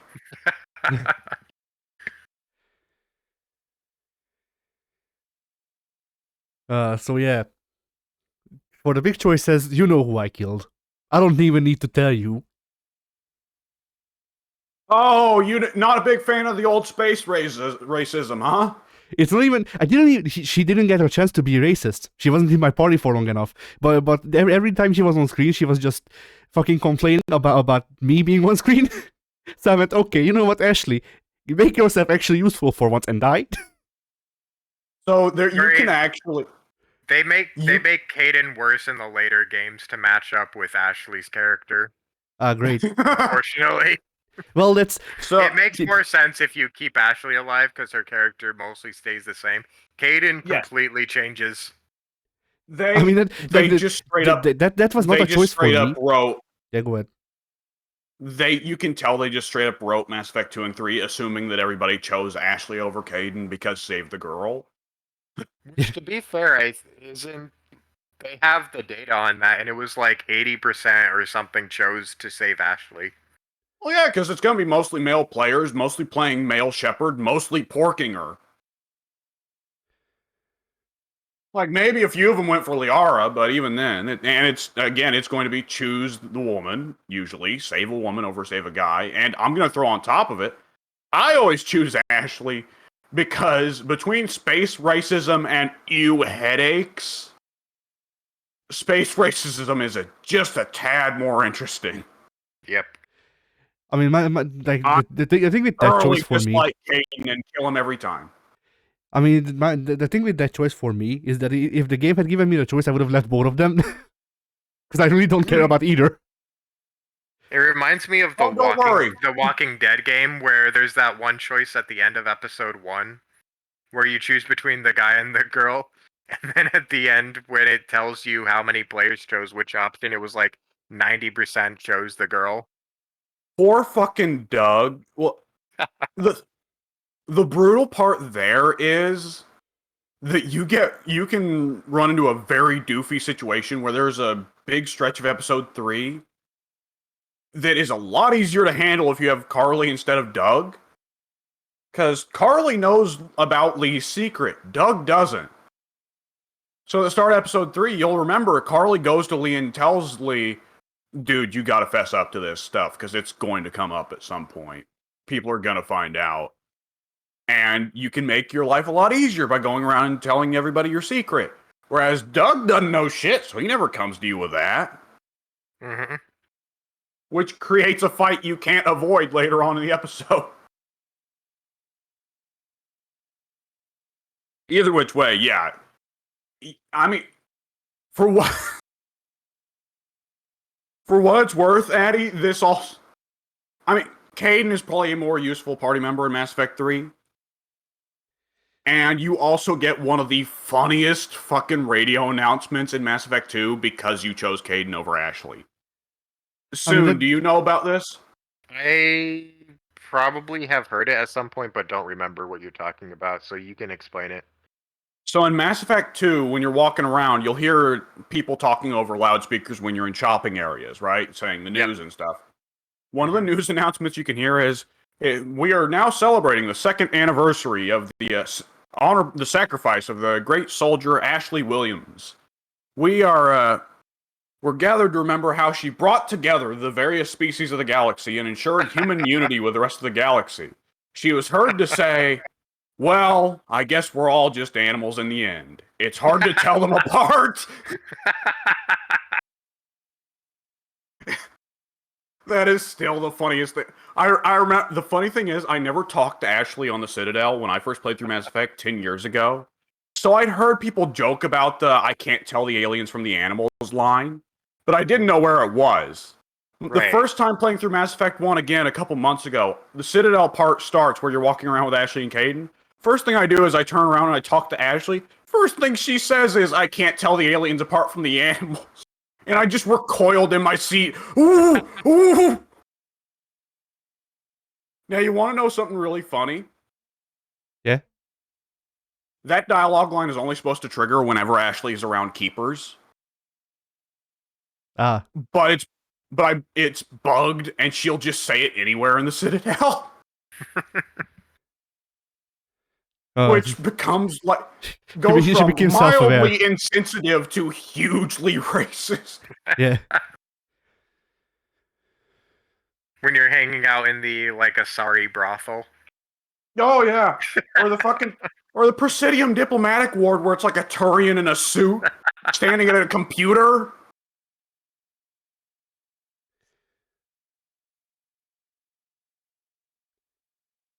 Meanwhile, you talk to Caden and he's just like, yeah, headaches. My Jokes on both of them. I girlfriend- don't talk to either. They can both die. My girlfriend from school. You actually missed out on a ton of funny dialogue lines if you didn't talk to them. Yeah, you did. I figured, but once again, I was like, I'm gonna talk to them next time I'm in the fucking in the Normandy, and then the next time I was in the Normandy, every time I was in the Normandy, I was immediately shut out to do the mission. So Well, I'm just gonna that's go ahead and still say, everyone, at the very least, every party member has at least one funny thing to say about the big Krogan statue they have in the Citadel. But yeah, like I killed Ashley. I saved the Reknite Queen because I figured, fuck it. Yeah. If it becomes evil, then I'll just kill it. It's Actually, fine. the Reknite Queen, that was a good decision from what I remember of Mass Effect 3. I And think then- that's the that- only way to save one of the characters' lives. If I remember correctly. Yeah, I don't want to spoil too much of the consequences of the choices that he's made so far, but yes, saving the Arachnite Queen is the correct decision. Yeah. And then what else did Unless you just decide you hate them. I mean, funnily enough, the amidst all of the racism towards humans and the racism towards the aliens by Ashley, I was just like, you know what, fuck humans. Nah. Legitimately, the only good human I've had to interact with has been Captain Anderson. I made him counsel. Captain Anderson's cool, man. Yeah, but like aside from were him, you able to get the event? Were you able to get the event where Anderson socked Udina in the jaw? yes, I went out of my way to get that one. Okay, because there are a lot of people who end up missing that, and that's sad because that's a great Anderson moment. Yes. Oh, yeah. You do get some better humans in Mass Effect 2, at least. Yeah, and 3. And 3. Not Jacob so much. is Jacob sucks, but you yeah, already met Jacob. Jacob, but he sucks. I'm fine with Jacob, but his personality is just nice guy, and that's kind of like, well, And then he turns into fuckboy nice guy. yeah. Miranda, Zaid, and Kasumi are all great, though for different Kasumi is reasons. great. each. I really wish the Kasumi got more. She was very hampered by the DLC.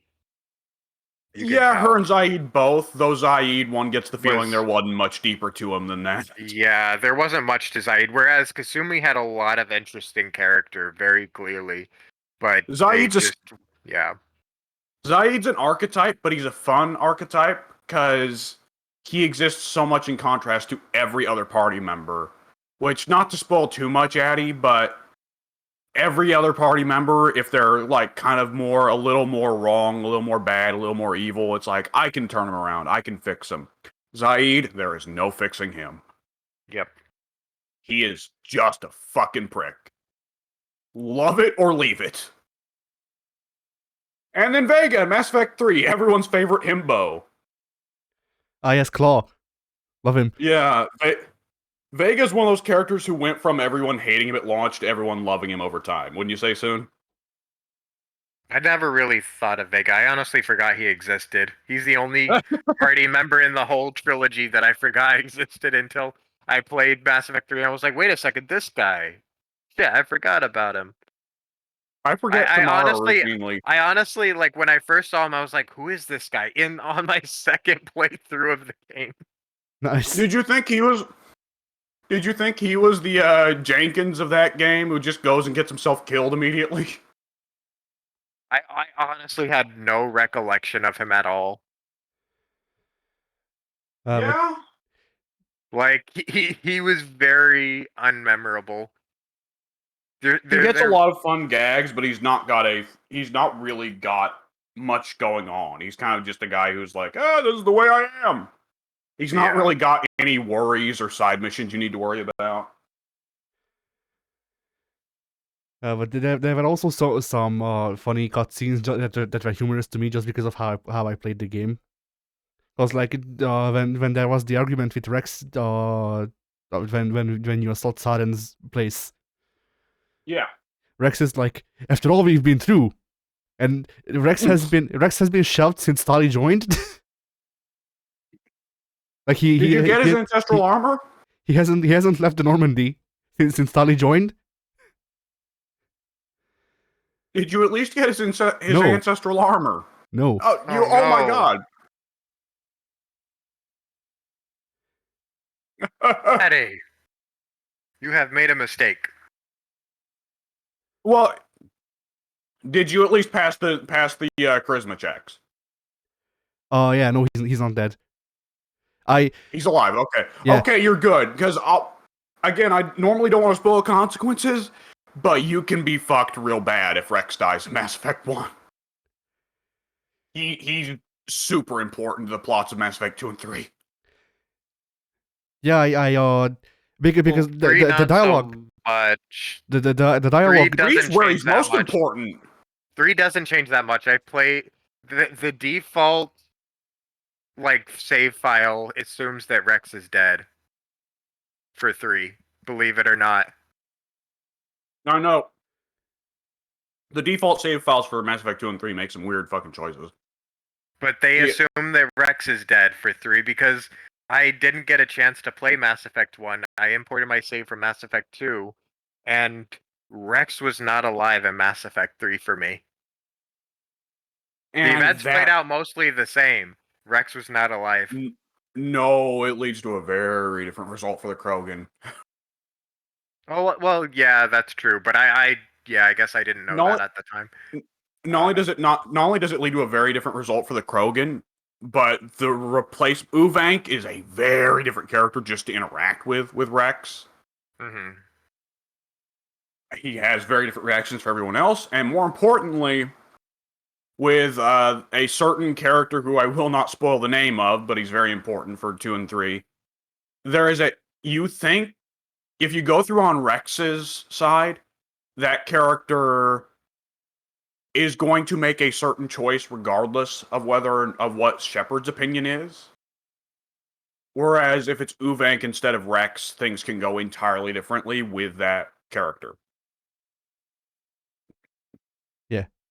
And I'm trying as hard as possible to walk around this while also explaining to Soon that there is a very rare but very huge change if Uvank is in place of Rex, but I can't state it explicitly. I guess I don't know the difference entirely because I've only played the one. I didn't I'll finish up PM you. Mass Effect 3 on my. Okay. Yeah, you can send me on Steam. Okay, on Steam. Yeah, give me a second. Because I haven't played Mass Effect 3 all the way through with Rex alive. So But yeah, like even keeping Rex alive had a funny occurrence because the dialogue trees generally suck with how they were implemented in the Legendary Edition, I assume, or rather the skipping feature, because the way to skip is also the one of the confirm buttons for some reason. that was probably left over from the original. And that got Rex killed once. Thankfully, I saved before speaking to him. So that must have been quite a shock. Skip. Oh shit! yeah, no. Suddenly, Ashley just appeared with a gun. Oh, Like she just instant teleported there, and then black screen while I hear Rex dying.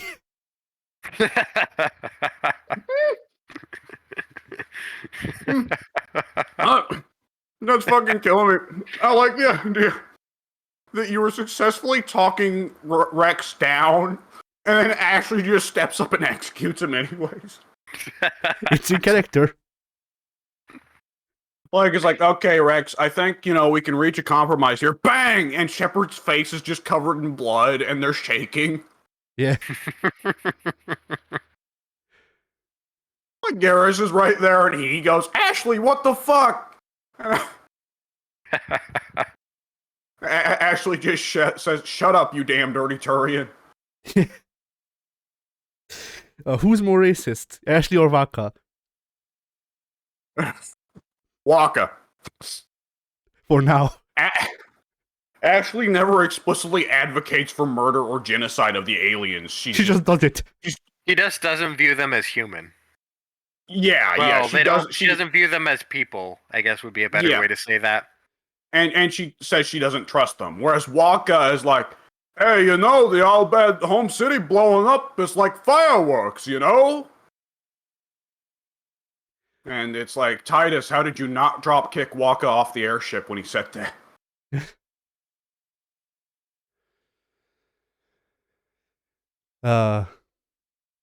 So yeah, I've been stuck on the class selection for Mass Effect 2 because I don't know which one I'm supposed to go with.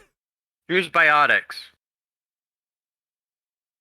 I think Biotics is supposed to be the most fun in Mass Effect 2, if I remember right. Yes. Yes, I believe I've heard that. I've played through as an engineer. Mass Effect 3, there's a different class that's more fun. But Mass Effect 2 Biotics is more fun.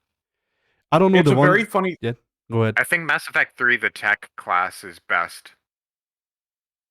Mass Effect 1 playing through, the class really just dictates if you're a soldier, you can use guns. If you're any other class, you get access to one gun other than the pistol, and you can use either tech or biotic powers, and it's literally just biotic themed blow up the enemy or tech themed blow up the enemy. Oh yeah, I didn't even get a choice in the first game. I couldn't find the class selection, so I was just a soldier because that's the default. That's like one of the first. That's like the opening menu of the game is like, what's your origin story? I didn't get that. What class are you?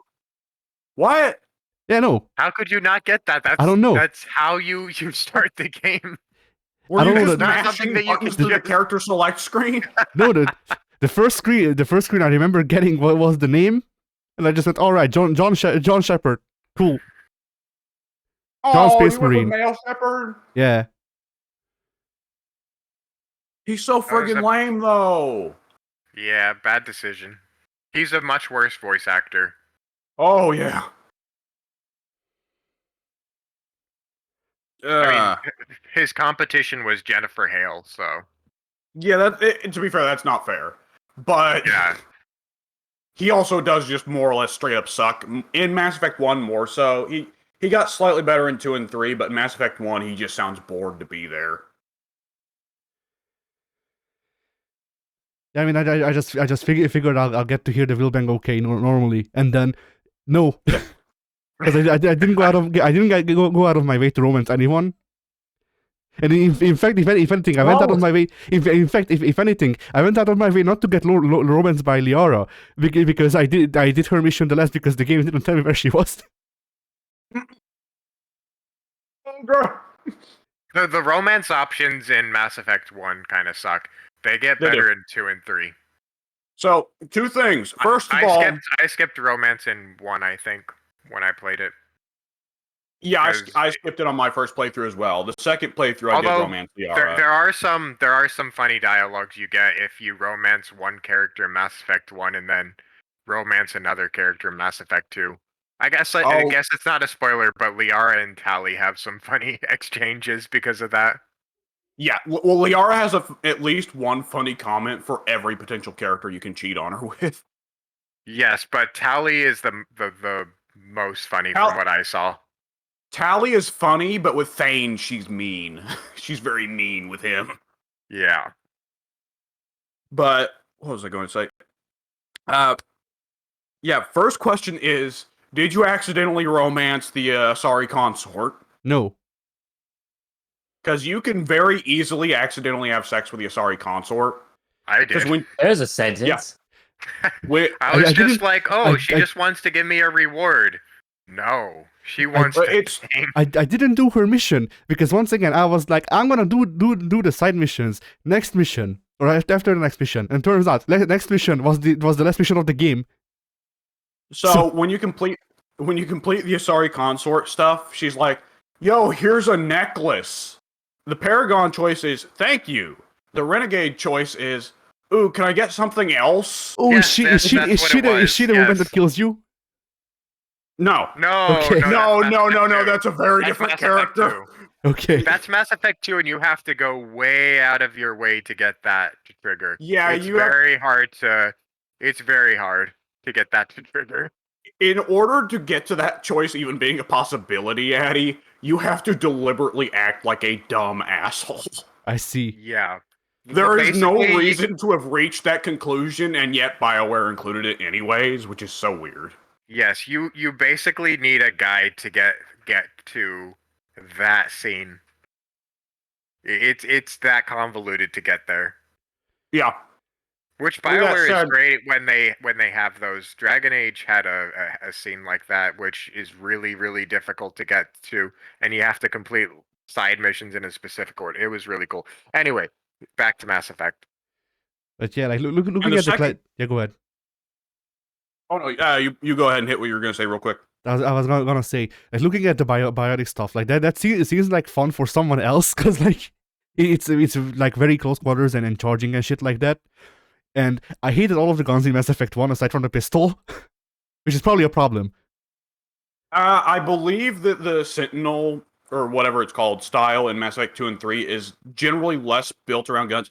Okay, I'm going to go ahead and tell you now, guns feel a lot better in Mass Effect 2. They still don't feel amazing, but the shooting in Mass Effect 2 is way, way, way, way better than Mass Effect 1, at least partly because now they are honest guns and not based on some arbitrary accuracy stat. But yeah, Mass Effect 2, the Sentinel class. Now I remember the class, but it will make you like a tank. I think. Yeah, it makes you a huge tank and a very like explosive tank as well. It's very fun to play. You can't get killed, and you can you're a walking nuke essentially. It is. I see.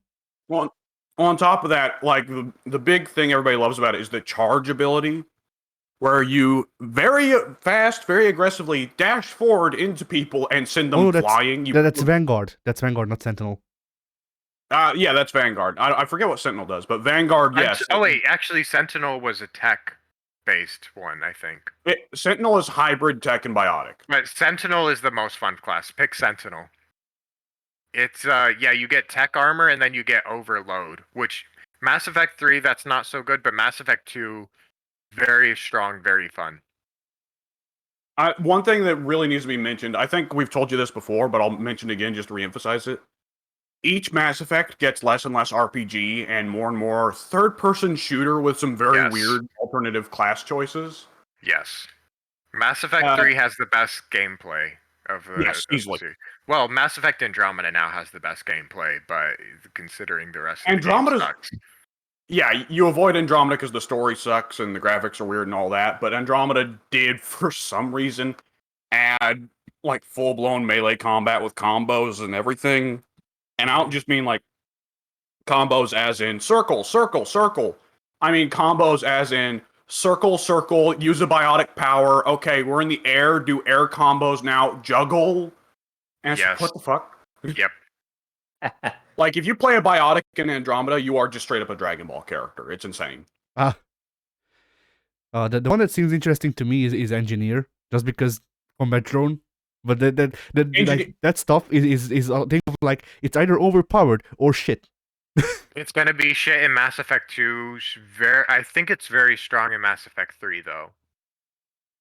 It's a little bit of that, yeah. There are a variety of powers you can use that vary in quality. Mass Effect, the engineer is usually in Mass Effect 2. The engineer is the one that's the closest to Mass Effect 1 casters, where it's still very much just look at people and make them explode. Yeah. Mm-hmm. Where the other alternative non-soldier classes all get much weirder as the series goes on, and less just wizards. Yeah. Yeah. And what was it that I wanted to say? It was something related to the Asari consort. You get a necklace, and you can say no. That's how you Oh, work yeah, with the consort. The necklace, by the way, leads to a bizarre little Easter egg that shows that the Protheans were spying on the humans when they were cavemen, by the way. The Protheans are a weird one. You're going to find out more as you go on, trust me. A lot more, especially in 3. Yes. Star Baby. Well, the really weird thing is that from Mass Effect 1 to 2, they kind of retcon the Protheans' appearance, because the mummified dead Protheans you see in Mass Effect 1 do not look anything like the Protheans, like the images of the Protheans that you get in 2 and 3. I see.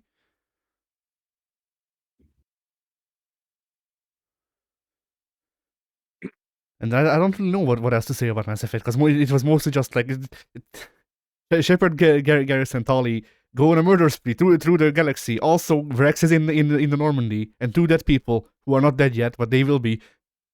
You don't even address Liara. That's how little you think of her. Oh, that's what it was. Liara was just a walking animus. Liara, you first of all, you missed out on several special interactions by getting Liara last, because she's present for all of the post-mission little debriefings as long as you have her. Yeah. And so by not having her, you missed all that. But on top of that, if you got her last, that means you got a special dialogue. So if you had gotten her as soon as possible, she would have been like, "Oh, thank God, someone to save me, help, help." But because you got to her last, the dialogue you got, she thought she was hallucinating. Yeah. Because she'd been stuck in that fucking cage for weeks. Yeah, and I love that. It was funny. Yeah. I believe her hallucination gets worse the longer you wait. And the point where she does not figure out you're not a hallucination until you've blown into her chamber and released her. Yes. And she just straight up doesn't engage you in conversation at all, right? Every time you try to talk to her, she's just like, I need to stop talking to myself. This sounds weird. Yeah. That is so funny. That is so different. Did you know that it's possible to get through the entirety of Mass Effect 1 without recruiting Garrus? What? Yeah. When Garrus says, all right, I want to join up with you, you can tell him to just fuck off. All right. So wait, what happens in Mass Effect 2 when you meet him? When you do, So it's actually one of the funnier examples of BioWare kind of not planning around some of the goofier choices they made early on. When you initially run into Garrus in Mass Effect 2, he and Shepard are like, "Oh, you're that guy, right? Last time I saw you, you told me to fuck off." But then after that initial dialogue exchange, they then act like they've been best friends for years. Gotcha. The really funny thing is, if you don't recruit Garrus, he says, okay, I get it. Fuck me, I get it. But I'll be hanging out here by the CSEC elevator if you change your mind. And for the rest of Mass Effect 1, anytime you go back to the Citadel, Garrus is just sadly standing by the CSEC elevator, watching you as you go by with like puppy eyes, like, please, please. Oh, that's sad. Which is also leads to a funny scenario, to come to think of it, where you can ignore both him and Liara up until the end of the game, and then just bring them in at the very end. And Garrus is just like, hey, what are we doing? Oh, we're invading a Prothean tomb world. Come on, Garrus, you're in. How did we get here from Saren? Just trust us. Yeah. Come to think of it, it works out that you took Garrus and Tali on every mission, because you took them both on Vermeer, didn't you? Yes. Because whoever you take on Vermeer are the only people besides Shepard that get to see a Reaper before the Citadel invasion. Yeah. And correct me if I'm wrong, everyone has something to say about the little encounter with Sovereign. And it usually consists of, oh, fuck. By the way, Mass Effect 1, you can really tell that's the start of the Shepard whole thing of Reapers, Reapers, Reapers, Reapers. Everybody shut up, Reapers! Yeah. Mm-hmm. And there's no dialogue choice you can make that isn't just Shepard going, Reapers! You all think I'm crazy, but I'm not! They're coming! The Reapers! You all think I'm crazy, but I'm Reapers. and then Mass Effect 3 ends. Yeah. But yeah, like my interaction with the council was very funny, because every time I never skipped one, because the scenes were too funny. Because every council meeting was just the Turian telling Shepard to fuck off, and then Shepard telling the Turian to go fuck himself, and then I forget the species, the name of the species, but the guy with the big eyes is going, now Shepard, please don't start. Man, I was so disappointed with the fact that in Mass Effect 1, one of the big decisions is that you can just you can have the council die and then install like Anderson or whatever his name was. What was it? Yeah, Udina. Udina. You can install Anderson or Udina as like the leader of the Space UN or whatever they're called. And then Mass Effect 2 comes in and they just decide, nope, we weren't able to do that. We have a council again. Well, the thing with that is Mass Effect 1 very much went along with the idea of this is a story about racism, this is a story about humanity coming up in the universe.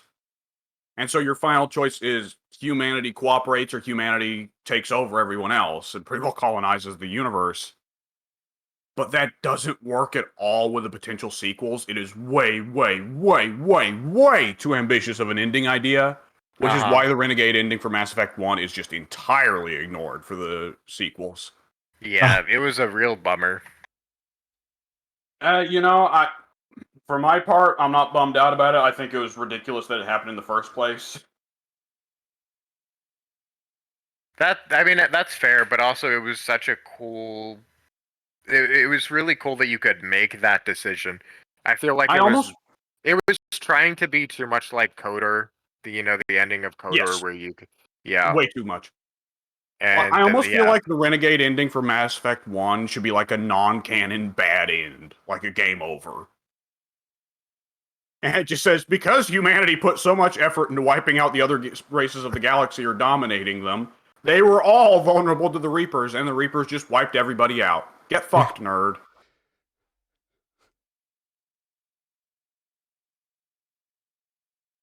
It's especially funny that you can end Mass Effect 1 that way, because Mass Effect 3 is so explicitly bring everyone together. Like, it has to be all hands on deck or we're fucked. That is the entire story of Mass Effect 3.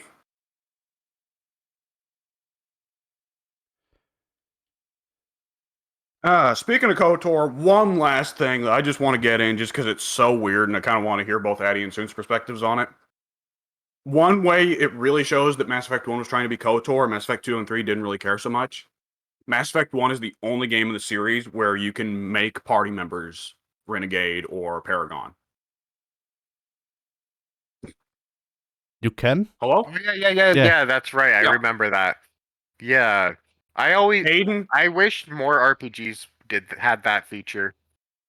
Yeah, I it's would- very ambitious is the thing. Pathfinder Wrath of the Righteous does something like that with one of their characters.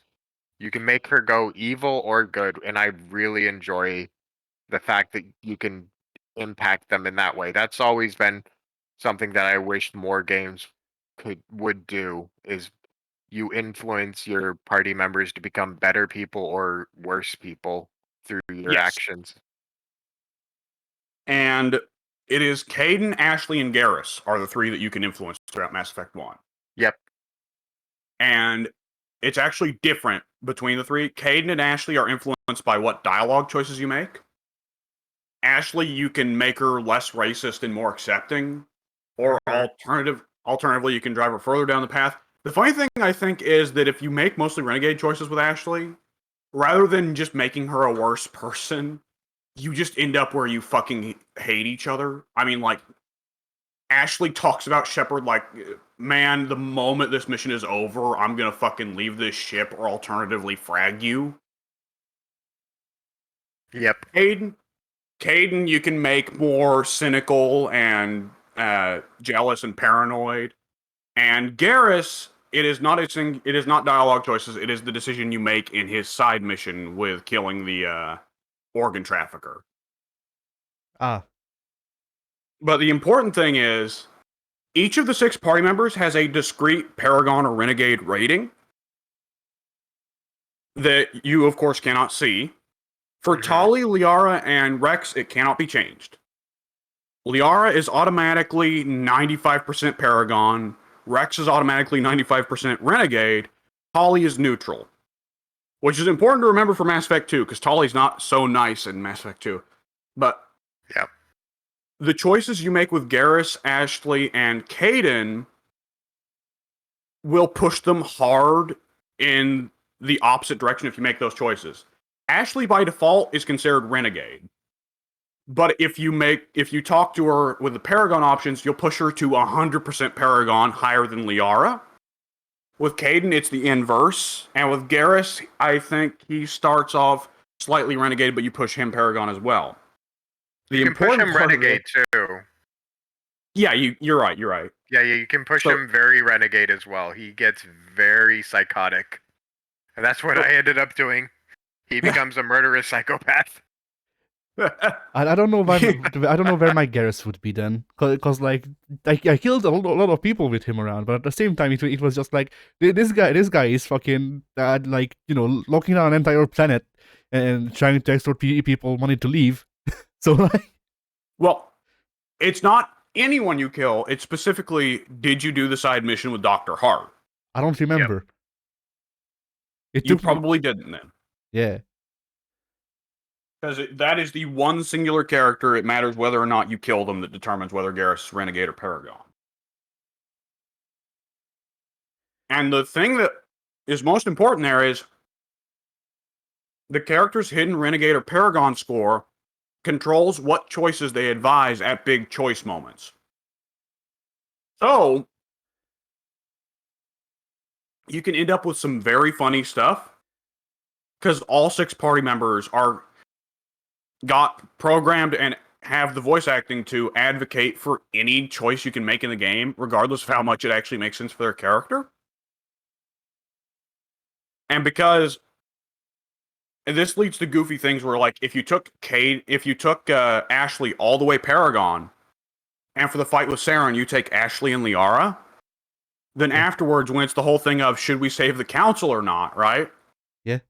Ashley, space racist supreme, is like, Shepard, why are you even thinking about this? You gotta save the council. It's just the right thing to do.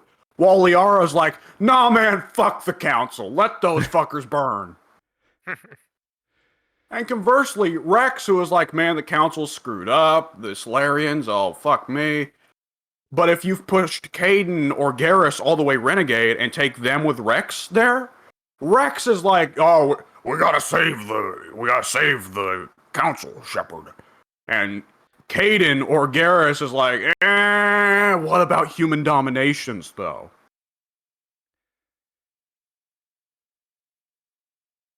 So that's just a very funny part of that. Yeah. Yeah. Well, one last thing I need to say about Mass Effect is I fucking hate the menu. It's not great. Like it's easy to read. It's hard to control. Yeah. And it shouldn't be. Also, why the fuck is map not a quick button? Why do I need to go into the menu every time I want to see the map? and also, why do you give me the world's worst minimap? Because it takes up as much space as a minimap, but it's a compass. I mean, technically it's a radar, but still. It's more radar, yeah. But yeah, Mass Effect 1 has awkward map screens, and it has by far the most confusing version of the Citadel. The Citadel is a goddamn maze, and I have to relearn it every time. I was fine with the Citadel. It's fucking Vermeer that I got fed up. Because the Citadel, I could mostly remember where shit was in the Citadel because, for one, you go there a lot. For two, fast travel. I don't need to know where Flux is. I can just go to the fucking console and then just be sucked into the cyberspace, I guess, and be just fucking thrown out there. It's fine. You're calling a cab. Yeah. Mass Effect 2 makes it more explicit that you're calling a cab. Mass Effect 2 and it's funny. Mass Effect 1 mostly ignores the existence of cars, but Mass Effect 2 and 3 feature them a ton more. Oh yeah.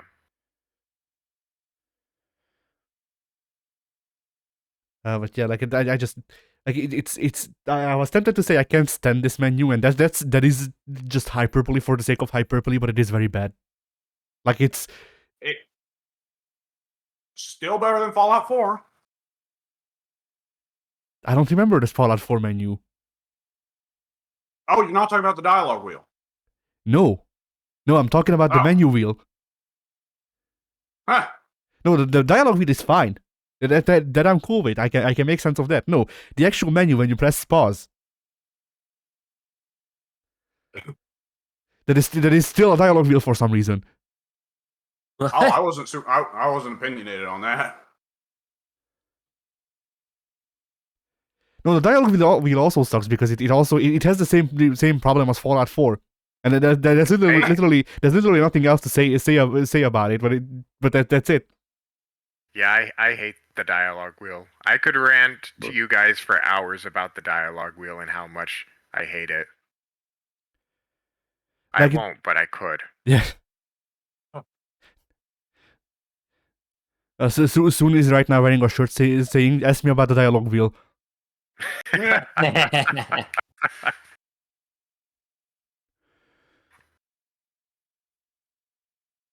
But yeah, I think that's Mass Effect. I don't know what else I could really say about it, but it's like, okay, it's space stuff happens. I don't really care about space stuff. Space Mass things. Effect 2 and Mass Effect 2. Okay. So I don't. Okay, all right, we're done with Mass Effect 1. Now it's time to hype up Mass Effect 2. We'll take another hour to do this. Oh boy. Mass Effect 2 is the best in the franchise. Yes. Mass Effect 2, all of the things that you in Mass Effect 1 were like, this plot point sounds really interesting. Why are we talking about Saren and not this? Were you going through Mass Effect 1 like, the genophage seems more important than for it to just be a minor talking point with Rex? Mass Effect 2 and Mass Effect 3 are both like, no, the genophage is real fucking important, and we are going to discuss it in depth, in detail, and we are going to give it an issue with a lot of nuance, and we are going to ask you to think thoughts. That sounds Not complicated. thoughts. And there are a lot of things going from Mass Effect 1 to 2 that happen that really complicate issues that you thought were very simple in Mass Effect 1. And Mass Effect 2 also introduces a lot more species. It introduces some new models. Did you notice there are only female Quarians in Mass Effect 1? Yes. Did you notice there are only male Turians in Krogan? Yes. So Mass Effect 2 and 3 get around to fixing that. And there's a variety of personal issues. Mass Effect 2, you are going to get to a point where you start receiving the loyalty missions. Mass Effect 2 is assemble a team and deal with their personal issues. There really is no main plot line in Mass Effect 2 except for like 2 or 3 missions. Other than that, Mass Effect 2 is side quests the game. Yes. And they're all fucking phenomenal side quests. Yes. Yeah, basically Do not rush. Do not do what you did with Mass Effect 1 and rush the main plot. Mass Effect 1 you should rush the main plot. Mass Effect 2 you need to play everything before you get to the final mission. Because that's where the juicy meat is. That's the game. Is everything outside of the main plot. Also, the game explains this to you pretty well, but I'll also go ahead and warn you, if you do try to rush Mass Effect 2, you will get fucked.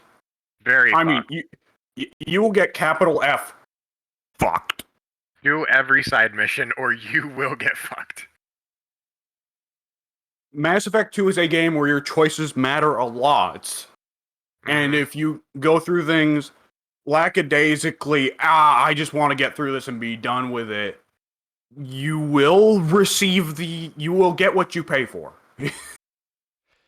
I mean, I get that, but at the same time, you have to consider the way I play games. Like, if the game gives me a reason to care, then I will care. I will do the side missions. If it doesn't, like if Mass Effect 1, or I could list off like 30 other games that didn't interest me enough, I'll just go, okay, I'll do the main mission and then just say I played the game because I did. Yeah, don't do that with Mass that Effect 2. And that will end up being a situation, if that does happen, where people are going to say, okay, you just went into the game with the wrong attitude then. You know? Yeah. Because, if you do that with Mass Effect 2, you're not going to get... It's going to be a very different experience. Yeah, I mean, we'll see what will happen, because the thing is, as I've said, I don't give a fuck about space stuff. I don't like sci-fi. I don't like fantasy. Like RPGs are just like flat out not made for me. So like, but the game can win me over if it has like interesting characters or whatever. So you know. Yeah. It's just it needs to actually be good. Just the thing of it's an RPG, so it's fantasy and sci-fi is not enough for me to actually fucking give a fuck. Pretty much. Like it's just generally What was the most interesting plot thread in Mass Effect 1 to you?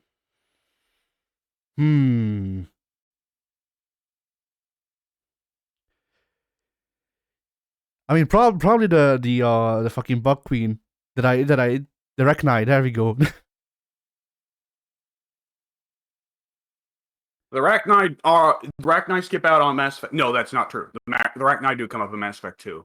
Little bit, but they don't get much attention until Mass Effect 3.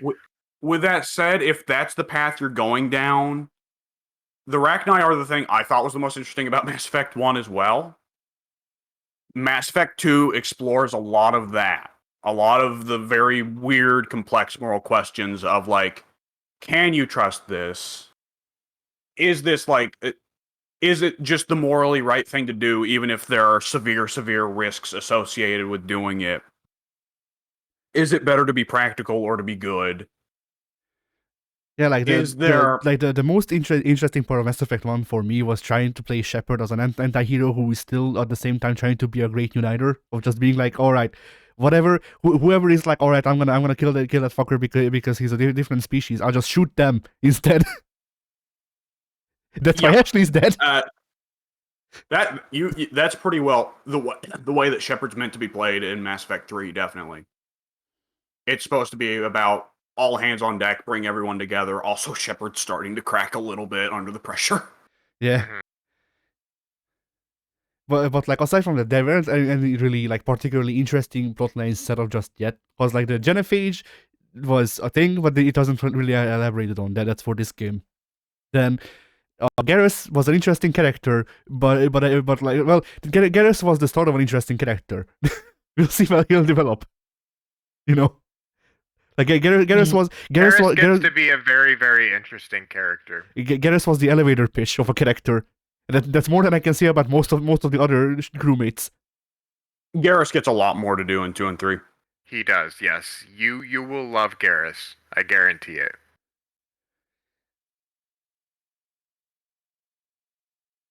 Everyone loves Garrus. I feel like you will too, Addy. He's Everyone your type. loves Garrus. Did I? Yeah, Okay. I don't think Garrus is everyone's favorite, but everyone loves Garrus. Yeah, he's probably not everyone's favorite, but he's definitely like everyone's like number 2 or number 3 at the very least. Morden is my boy, personally speaking. Yeah, Morden is a great character. Yeah. Let me see who my favorite character is. Probably, I don't want to even mention his name because Yeah. Thailand. I don't want to spoil things. But there are 2 party members with Mass Effect that are their mere existence are massive spoilers. yes, so I can't mention one of them. But Alex knows who I'm Mention talking Benazia. about. I see. I assume. Well, his name starts with an L. I'll say that because there is.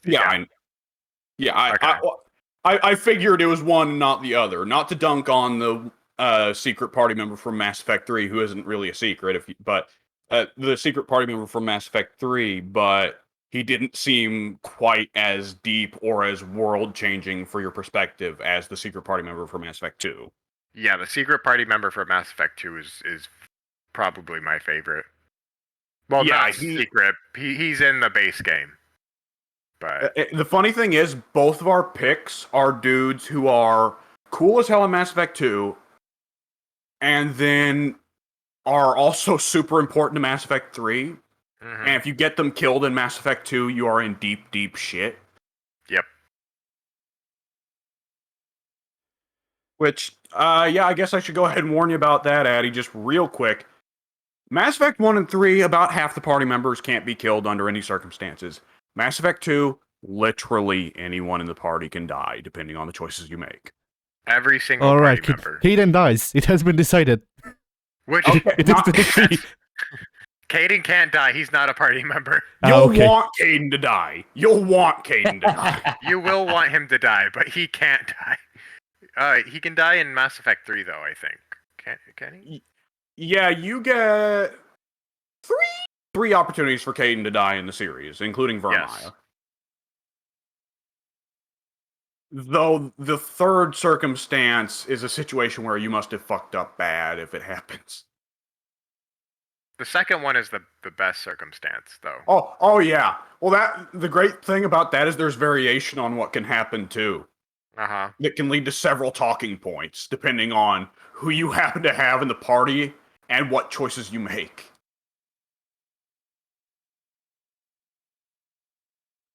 Because the bad shit that goes down there soon, I don't know if you know this, but if you don't take the Renegade to interrupt there, one of your party members will, and I believe it's any of the party members can do that. And then you can talk to them on the Normandy afterwards. And be like, yo, that shit was fucked, yo. Yeah, I think I've watched a compilation with every party member doing it. Ooh, I'll have to watch that, because Mass Effect is one of those series where after you finish the series, it's like, okay, now I need to go on YouTube and see all the dialogue I missed. Uh-huh. Yeah. Especially, it's the one that the Volus in Samara's mission. That's one where you got to see what everyone thinks of that, right? Yes. I've watched the compilation for that one too. That one's great because people put the secret party member in, they hack him in, even though you're not supposed to be able to get him by that point, but they program shit in for him anyways. Yep. And his reaction is hilarious because it's like, wait, so he's what he is in the situation he is, and he is like, what the fuck?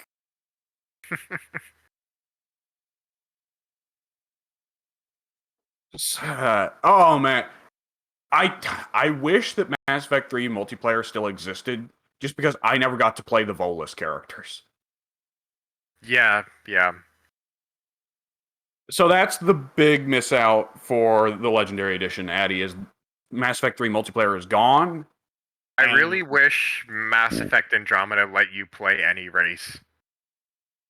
I know why they didn't, but I wish that they had. They'd have to. They pretty well just have to restrict it to humans, Asari, Quarians, because they're the only ones that are on the same animation skeleton, you know? Yeah. Well, the thing is, Dragon Age ended up getting the Canary. They did, and the dwarfs. The And the dwarfs and the dwarves. Canary would both cause problems because one's way too big and one's way too small. And I think the elves actually had a lot of different skeleton. Yeah, the elves had a very different skeleton as well. They're slightly taller and way skinnier. No, they're shorter actually. Are they? Yeah, Dragon Age elves are like 4 feet tall. Oh, whereas dwarves are like 3 feet tall. You're right. I played a female elf in Inquisition, and I just thought that I had chose to make her short, but I guess I was wrong. Yeah. No, the elves are much shorter in Dragon Age than typical. I can't RP in this Dragon Age RPG. elves are I'm being borderline guessed right now. anorexic. I'm being guessed right now. The Gunnery Chief Ashley Williams was killed in action. It was your call. Why did you leave her behind? And I can't tell them. She deserved it.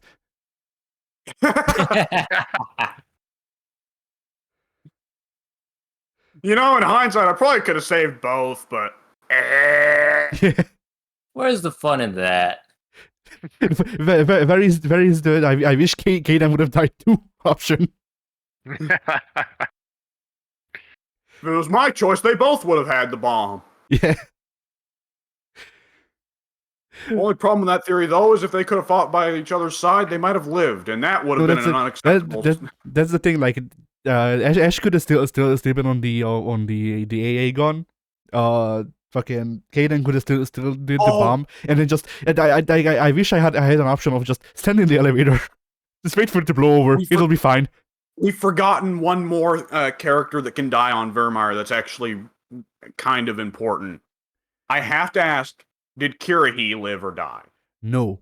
I did everything in my power to save. I did everything in my power to save Kirrahe, except apparently the one thing that you actually need to do to save him. That's a bit sad because Kirrahe gets to do some cool stuff in Mass. He doesn't. You don't meet him again in Mass Effect 2, but he gets to do some cool stuff in Mass Effect 3, and he gets some cool shoutouts in Mass Effect 2. Mm-hmm. Yeah. With that said, I think you'll still get a little bit, a few funny dialogues in Mass Effect 2 from a certain character regarding Kirrahe if he's dead, where it's kind of like, yeah, rest in peace. Yeah. Like, I tried to keep him alive, but apparently, you can ignore like every point of get this defense aside from like shooting down flags or something like that, which I didn't do, which is the only thing I didn't do when it came to get defenses. You have to hack a little console, and you have to blow up the fuel reserves for the Geth planes. And isn't there something with Rex too? Rex might kill him. No. I'm sure Rex thought about it. Well, no. Kirrahe is racist towards Rex. If you get in the argument with Rex, then Kirrahe is like, those Krogan, But Kirrahe grows some as a character later in the series, and he starts to be less racist against the Krogan. Yeah, Kirihee, I believe there are 3 choices you can make regarding the Kirihee squad. You gotta hack the one console, you gotta blow up the fuel reserves, and the final explicit choice is, do you go in loud to take the attention, take the heat off Kirihee, or do you let Kirihee take the heat? And any of those things, if you don't do them, will get Kirihee killed, I believe. I think it also yeah. matters whether you sent Ashley or Caden with Kirihee, because if you choose to go back to whoever had the bomb, then I think Kirihee also dies. But Kirihee, I think, survives in the majority of people's games because most people put Ashley with Kirihee because she's a soldier. Caden's not; he's a biotic, and most people choose Ashley over Caden. So Kirihee usually lives for most people.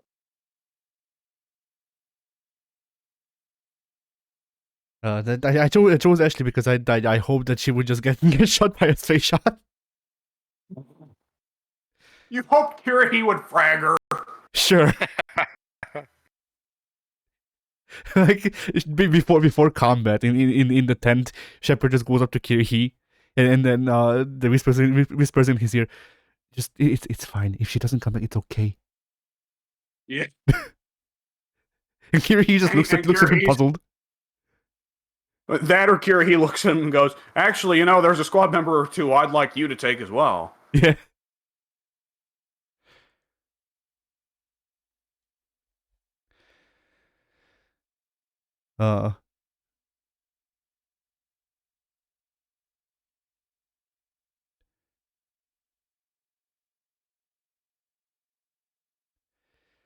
So yeah, I think that's Mass Effect for now.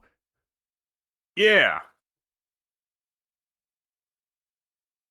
And then did I do anything else? No, not really. You did Kingdom Hearts last week, right? Yeah, I beat literally all of Kingdom Hearts. Every game. Every game that you can play on PS4 at least. Yeah. Isn't that every game? Because they have like the whole.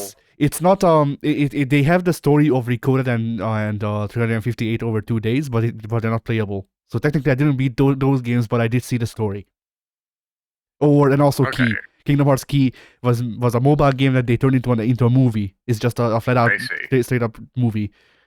Have they added the PSP God of War games yet to the new PS Plus thing?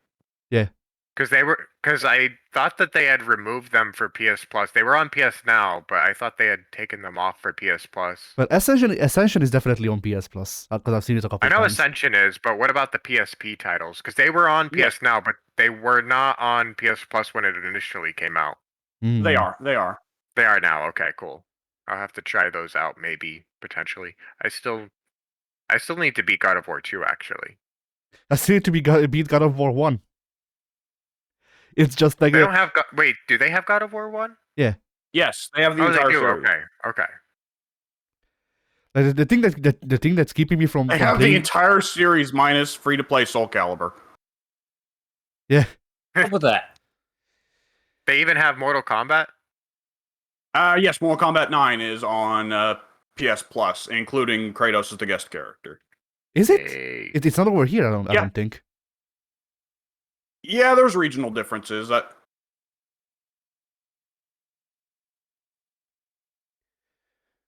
But yeah, like the thing that's keeping me from beating games like Devil May Cry or God of War 1 or Sly 2 is the lack of subtitles.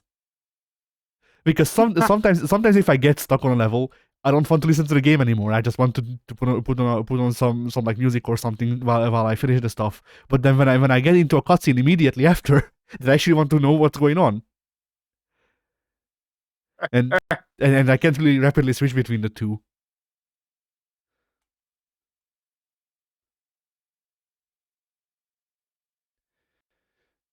So instead I just don't play them, I guess. Fair enough. But yeah. So yeah, I think that's my week. All right. So, let's see. For my week, of course, let's see. It's mostly been a lot of waiting around for the new computer, which of course just arrived yesterday. I've not really got to play games. Not really got to play games with it. I put in just about 20 minutes in Total War Warhammer to try and figure out where we are with the settings. Total War Warhammer, for those who don't know, is a series where the designers and developers have actually made the highest settings. Generally, like, soon you can correct me on this if I'm wrong, but Total Wars are generally built to have such insane graphical possibilities that when they are made, they can't really even be run at the highest settings smoothly on the best PCs of their time. Yeah, that's typically the case. That hasn't been true lately with the Warhammer games, just because it's still running mostly on the basis of technology from back when the first game came out. They haven't Yes. done a lot of updates graphically, but Troy and I think Three Kingdoms were more graphically intense. Yes. But back when like Rome 2 came out, you could not run that at like max settings unless you had the most advanced hardware. Yes. And Warhammer 3 is considerably more graphically impressive than the previous two. And there But were that's noticeable changes. I would say that that's not so much an impact on, that's more like making the best out of what they already had rather than improving the just actual graphical fidelity, you know what I mean? Yeah. Yeah, But like it's just kind of doing things like filters, better color, texture, stuff like there's that. there's a definite art style change to make it a little bit more exaggerated. It Yes, much makes more yeah, much more like fantastical. definitely like with every new race they add, the Empire looks visually worse and worse and worse. Just Mhm. being pajama Especially men. especially now when you can just set them next to Kislev. And then Yeah. Kislev just looks like these like giant bear men. And the Empire's just they look like 14-year-old boys in their pajamas, you're right. Winds of magic, man. Not even once. The what was I gonna say? Right, yeah, Kislev is definitely the worst example of it. Like Cathay, like doesn't look too ridiculous next to the Empire because Cathay, the people of Cathay are about Empire-sized anyways, Yeah. and they still are very regimented uniforms, though very pretty uniforms. But Kislev, like each of the units are so variable and have such different outfits, and they're so personalized and their models just look so fucking good. You can kind of tell Cathay was the first out of the Warhammer 3 races that was made, visually speaking, you know? And Kislev just looks so gorgeous. You put them next to Empire, and the Empire looked ridiculous. I mean, I think I've said this to you before on Steam, but I really hope. So, Warriors of Chaos got a decent visual overhaul when the Champions of Chaos pack came out. Uh-huh. And that was very good because the Warriors of Chaos looked ugly in a lot of departments. Oh yeah. We gotta fucking hope and pray for something for the Empire and for the Greenskins later on down the line, because both those motherfuckers are so ugly. Yeah. For sure. Either which way, yeah, so graphically, I can run Warhammer 3 at the highest settings, but because of the weirdness, the first thing I noticed is I'm having to turn down some of the settings just because of the existence of Cathay maps, because Cathayan trees. I don't know what it is, but Cathayan trees just cause massive frame drops. Also, the water on Cathay maps. Make sure Yes. to lower the water. Water is a huge drain on your FPS. Yes. I always set the water to almost 0 or like the lowest setting. Cause yeah, it's not important and it just drains your FPS so much. Well, the insane one is why does the same graphics settings menu still control the graphics for both battles and campaign? Because for campaign frame rate is always worse than battle frame rate, without fail. Mm-hmm. Like you can load into a snowy Kislev battle map, have no frame rate issues. The moment you start the Katarin campaign, it's just like, oh, I'm fucking dying.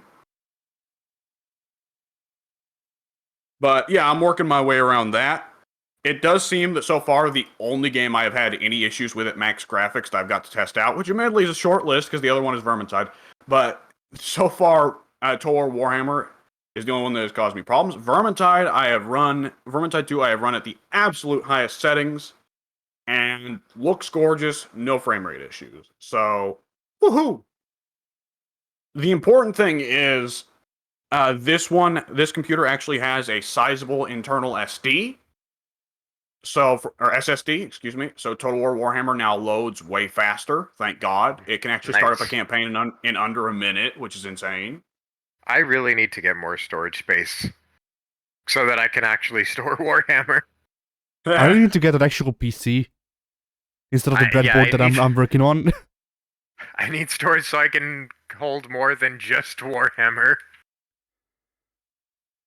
Now I feel like an asshole. Because I had to delete Warhammer just so I could play any other game. Either which way. Yeah, so the PC's here. I've not really got to play with it extensively just yet. But yeah, it's nice. And I also, over the course of the week, wrapped up the Christmas shopping for everyone in my family. Oh, Nice. Same here. You guys, I have to wait until the Christmas sale. Uh-huh. So the Steam things are at the reasonable prices. Uh-huh. Everyone get their wish list ready, please. Addy, I will be sending you your money directly because of the whole currency exchange fiasco bullshit. Yeah. It feels super lame to do that every Christmas, but I have to because it's like, oh yeah, like 4 out of 5 games, just straight up, I can't buy them for someone in Hungary because it's like, LOL, fuck you, currency exchange.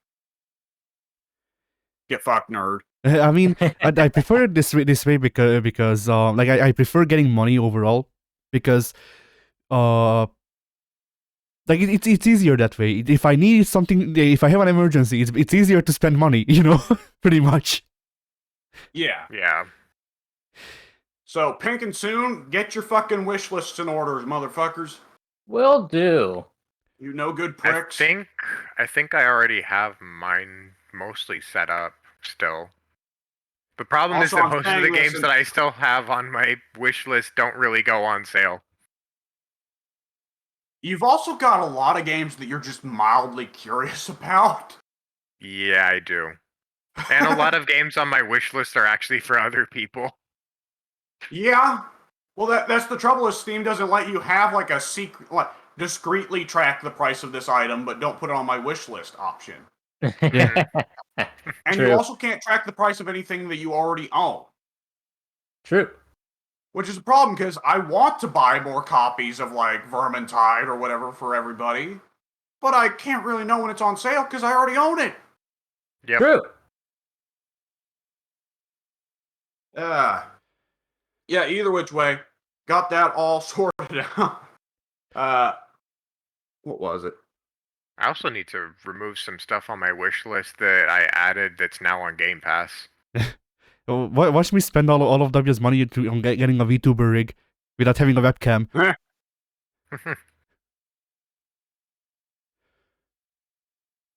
You know, with that said, I was just saying like, "Oh, get your wish lists in order, boys," and it occurred to me, I don't think I've got mine in order yet. Huh? I should probably do that. Not right now, though. I'm busy setting up my Fire Pro movesets, boys. I mean, I have my wish list mostly in order, but at the same time, it's like, you know, like you send me money and it's like Chrono Trigger is on sale for €5. Is Chrono Trigger worth €5 to me when it's a port of the mobile version? I don't know, not really.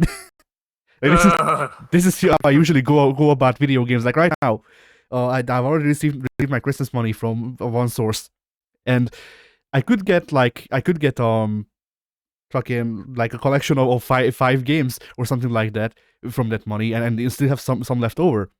But I look at the games and I just go, do I really want to play those games, or is it just because they're on sale? You know, like do I really care enough about this to justify paying this money for them? And they're also like 80% on sale. But still, I'm just like, dude, can I justify paying that much money on these games? That's a good question. There's so many games on Game Pass now that I've got a huge backlist that I could be playing, but yeah. I mean, I'm gonna have to be hopping on there at some point to try out Dark Tide. Oh yeah, yeah, I actually just downloaded that today. I was gonna wait until you got it downloaded so we could try to play together. Yeah, I'll try to download that later today. Sweet. Let me know when you've got it, and maybe we could play tomorrow. Yeah, Or tonight. Either way. yeah.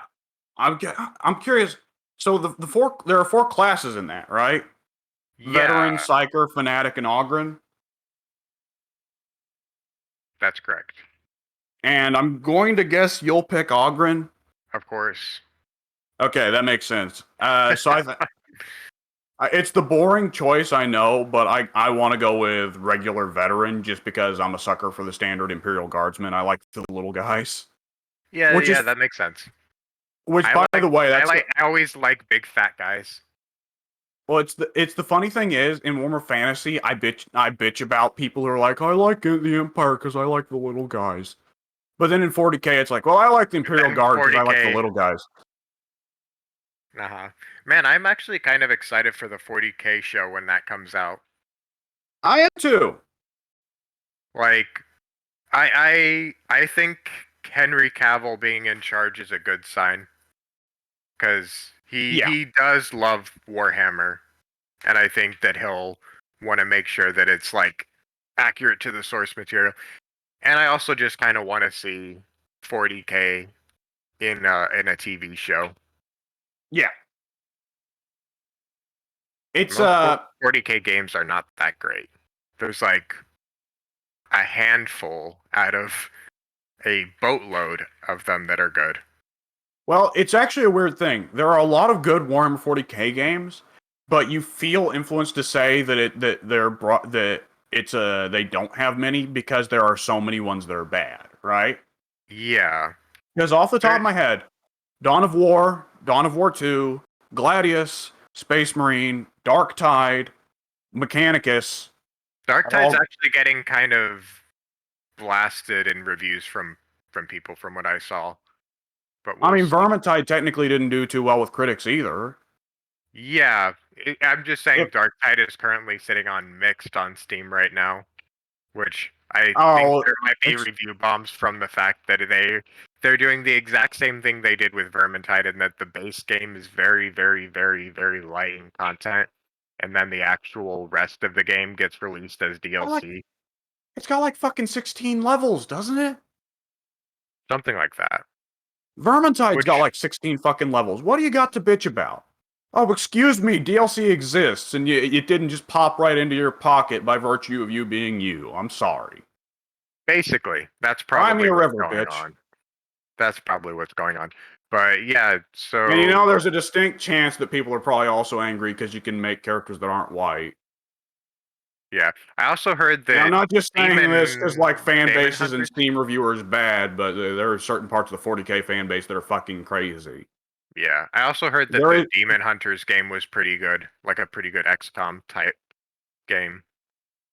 you know, I think I have heard that. Yeah. Which that's on Game Pass as well, I think. Yes, it is. I'll have to give that a try. It's been a bit since I played a actual XCOM game. I mean, I played Midnight Suns, but that's not quite the same. Yeah. And then Inquisitor is actually pretty decent as well, but I thought that it could have been better. Oh, those aren't the same game? I thought those were the same game. Demon Hunters and Inquisitor? Yeah. Yeah, no, they're different. They're both XCOM likes, but Inquisitor follows Inquisitors, whereas Demon Hunters, it's just your 4 Space Marines versus Nurgle. Holy think, Jesus, something like that. Nurgle fans are eating good lately. You notice that? Yep. Yeah, but yeah, Demon Hunters is entirely focused on fighting Nurgle. Interestingly enough. That's so weird that I mean the buck has turned in that regard where it just went from oops all corn to oops all Nurgle, you know? Which Nurgle is much more interesting than Corn, so I'll take it. It depends on what demon or worshiper we're talking about there. Corn, I think, has a worse tendency to get less interesting traits exaggerated. Because people tend to just go for, blood for the blood, skulls, skulls, skulls. But Corn has a lot of interesting aspects to him, like honor and honesty and discipline and yada yada yada that usually get ignored in favor of blood crazed maniacs. Yep. Yeah, you don't really get the honor thing so much. No. And Well, I mean, Nurgle I find interesting just because he's technically the only Chaos God you could argue is good in that he loves his no. followers. He I loves mean, his followers, but it's in a very abusive love. it's a very abusive way, yes, but like it's bizarre. It's an interesting kind of like dynamic there. People can do things to make Nurgle mad, like they can make any of the Chaos Gods mad, and whenever Nurgle gets mad, he does horrible, horrible, horrible things. Yeah, but the other Chaos Gods always do horrible. I guess Nurgle does too. Just by I mean, existing, here, he's every orphan that is dying of fucking gut rot or whatever is Nurgle's fault.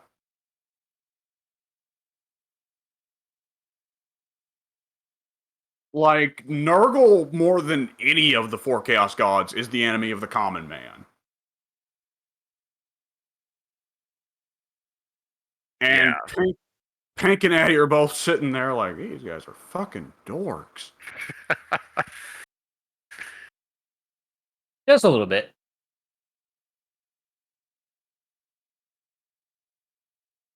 Either which way, what was it we were talking about? Warhammer. Why were we talking about Warhammer? Oh, right, just saying which Because ones are of good. Dark Tide and you had your new PC, you were gonna try out Dark Tide later. Have we? I did reinstall Gladius recently. I'm thinking about. Oh yeah, I'm yeah. thinking about. We can play Civ 6, Gladius, all of those now that you've got decent internet access. Yeah. Yeah. Armello and Smite are both back on the table as well. Both of those games got Nice. shut down by Oh my bad yeah. internet. Oh yeah.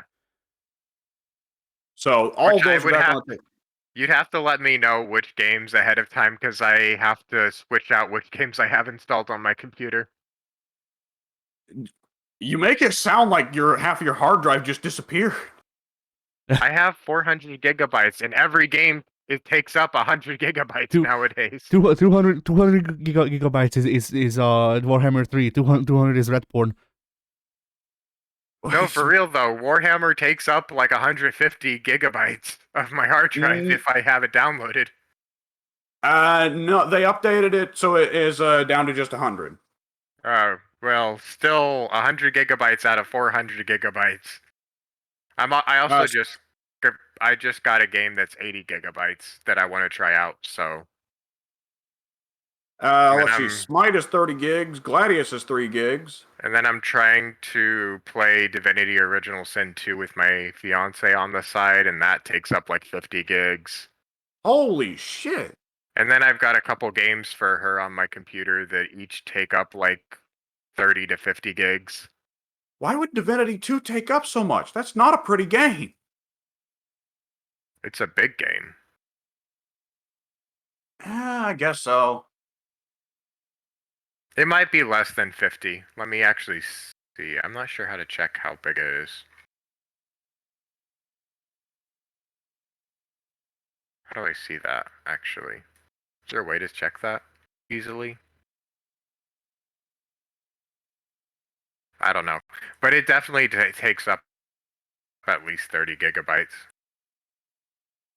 Jesus. Because it's a game made after, like, 2016.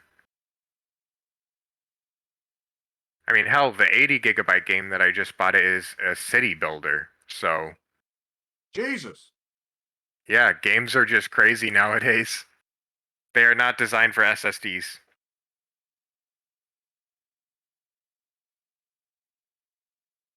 And then yeah, Dark Tide also takes up like 80 gigabytes. And I just downloaded that. Yeah, that's about the size of Vermintide 2. Yep. I think technically it says install size 40 gigabytes, but it was more than that in terms of how much it took up. I don't want to brag about this new computer too much. I wanted to move on past it for a reason. But I did spring for the 2 terabyte hard drive in it, plus a half a gig SSD, so or half Nice. a terabyte SSD. So Okay, yeah, I have a half terabyte of SSD. I also have a hard drive somewhere, but I'm worried about plugging it into my computer because it was in a computer that got fried.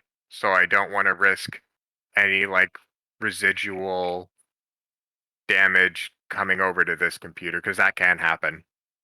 weird. But yeah, I might have to get a big hard drive as well for games that don't need an SSD.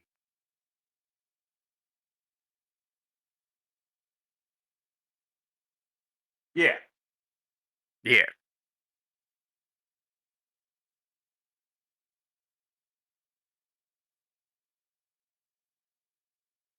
And can we call that a podcast? I suppose so. Yeah. I at some point we got out of order there, and I don't remember whose week it was we were talking about. Yours. We're talking about we're on your day now. We got through Pink's, Addie's, mine. Or your week. Well, I Now it's your week. think we more or less wrapped it up. Have I mentioned yet that I'm watching through King of the Hill? No, you haven't. Well, I mean, I'm asking Addie and Pink because I'm watching it inconsistently. You No. have not mentioned it to me that I'm aware of. Well, I don't want to go on too much longer. I want to wrap it up soon because I think people are wanting me to go on a trip soon. But Sounds good. wait, hang on. Oh. Oh shit. Uh-oh. Oh no. And kid is Okay, there I to think kick his you're ass. literally right now just leaving me. Okay, fuck. Sorry about that. I guess I'm not going on a trip. Trip canceled. Yeah, King of the Hill. It's a good cartoon. Heartfelt, grounded. Boggle. Silly, but at the same time, a nuanced take on rural America and Texans. Yep. I always hated the art style for King of the Hill. It makes me feel gross. It's very Beavis and Earthy. Butthead. Yeah, Well, Beavis and Butthead and that's because it's made by the same dude who made Beavis and Butthead. yeah, that art style makes me wanna like it makes me feel queasy.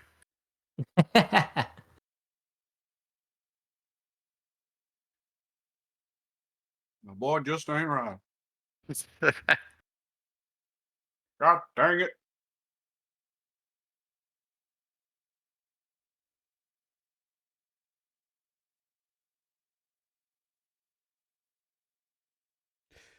Oh shit, I just All right, remembered. well, I guess we're done. Yeah, one sec. I just remembered yeah, I did beat another actually- game. I watched something too this week. Oh, for fuck's sakes. We gotta keep going. Keep it rolling. Keep it rolling. Yeah, Holy you go Jesus. first. I go first. Yeah, now we're gonna go back the other way, and we each have to have something else we did this week. Sure. So it's Hattie, then Pink, then Are me. we sure we don't want to just play a game? Yeah, we can play switch over games to playing too. I have something after that. Spike. But yeah, I beat Spider-Man Miles Morales twice. Impressive. Yeah, I had to do that too to get the That- platinum trophy. I had to do that too to get the platinum trophy. I was gonna say that game sucks. I love it, but no.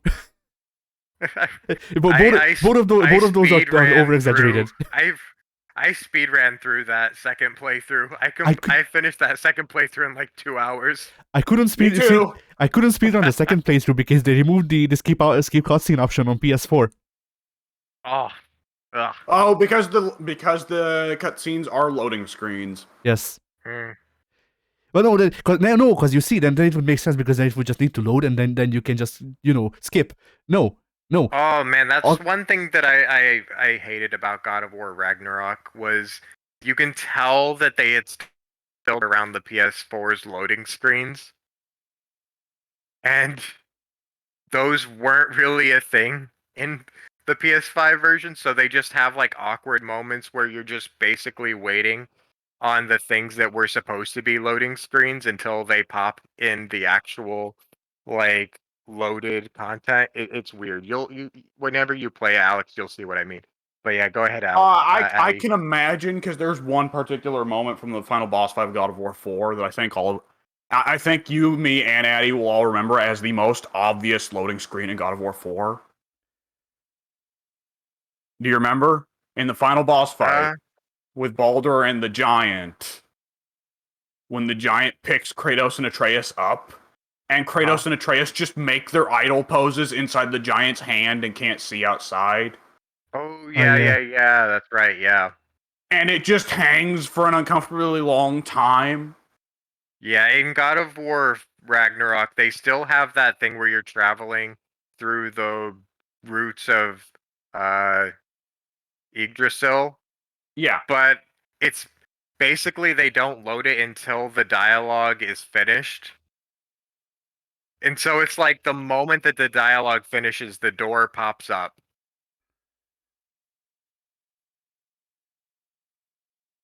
And it gets really, really obvious that you're just sitting there in a loading screen that you don't even have to load.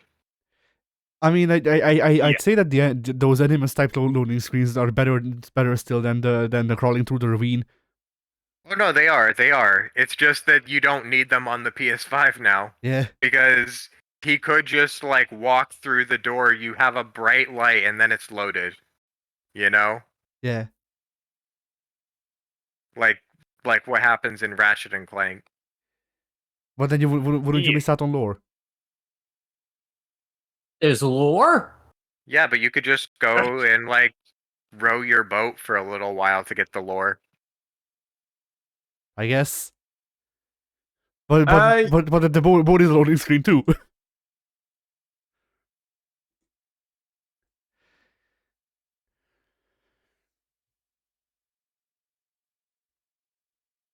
Is there still a boat in Ragnarok at Yes. all? Yeah, there is. Yes, there's still a boat. There's also other ways of traveling around, which I won't Okay. spoil because I guess you could consider it a spoiler. Not really, but Yeah, I prefer not to. The only thing I've really been spoiled on so far is you fight Thor immediately, which I would have guessed because that worked for Baldur. Why not do it again with Thor? yep. After God of War 1, with God of War 2, they learned start off with a big crazy boss fight. Don't find out anything else about that boss fight because there's a really cool moment in that boss fight that I I, I wouldn't want Yes. you to get spoiled on. I agree with And Soon. and the other thing I saw is somebody doing big combos with a spear. So I guess Kratos unlocks a fourth Fuck. weapon. Yeah, fuck. That sucks that you got spoiled on that.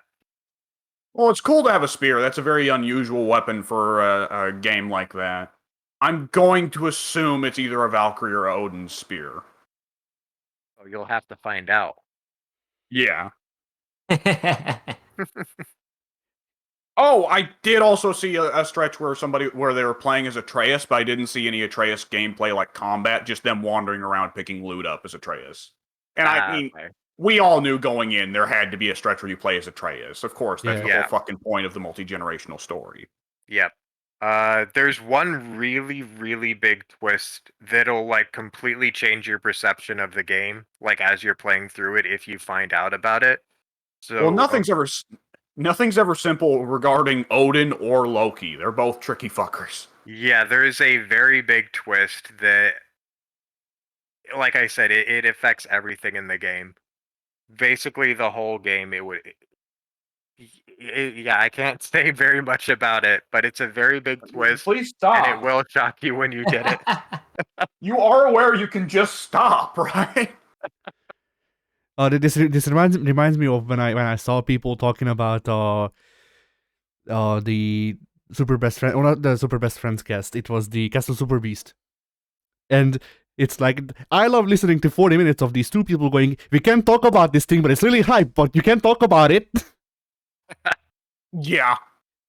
Well, there's an hour of that, and there's an hour of Pat just bitching about something and trying to like come up with a new Brain Goblin take because my Brain Goblins make him money now, and Wooly is just sighing and dying that he has been stuck with the one super best friend who has turned himself into a cartoon for profit over time. That shit is depressing, man. What do you mean, Brain Goblin take? I feel like I'm missing out on whatever this is referring to. Pat, former fat, short, ginger member of the Super Best Friends, now the Super Best Friends have split up, but him and Wooly, the black one with dreads, now he's tall and muscular and ginger. he's not tall, but he did get a lot more muscular. But while the Super Best Friends broke up, the fat, short, ginger one and the tall, black one with dreads did stick together for a podcast. They don't do YouTube channels anymore, but they still do a podcast together. And while Wooly, the tall black one with dreads, has tried to make a channel that is a spiritual successor to the Best Friends and imitates its patterns, Pat, the fat, short, ginger one, has switched to streaming and has turned himself into a cartoon, particularly emphasizing that while he always had some odd tendencies and weird beliefs, like one that I can just think of off the top of my head is he holds the toilet paper roll while he goes to the bathroom. Uh-huh. And they get weirder than that, but that's just the first one that came to mind. He was always famous for doing a little bit of those eccentric things, and it was always ambiguous whether he was saying them for fun or if he actually believed in them. Some of them he did clearly believe in. And now that the Super Best Friends have broke up, he has turned himself into a cartoon, and he calls them, his weird tendencies, he calls them mind goblins or brain goblins. I think mostly mind goblins. Okay.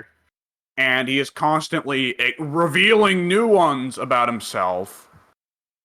And it just comes off to me as an obnoxious, like... There was a time where the Best Friends, I thought, were appealing because they were very honest. And when they were just making jokes and being silly and eccentric, they were honest about being silly and eccentric. But now they've split up, and he is less honest. Whenever he is presenting what he presents things as honest takes, which are actually just him fucking around and stirring up controversy. He, like I said, turns himself into a cartoon character, and there's just so much that he is like kayfabing and shit. And it's just this combined with a few other things that made me grow to really dislike him over the last few years. And so I'll take an opportunity to bitch about him when I can, if Addy gives me the opportunity.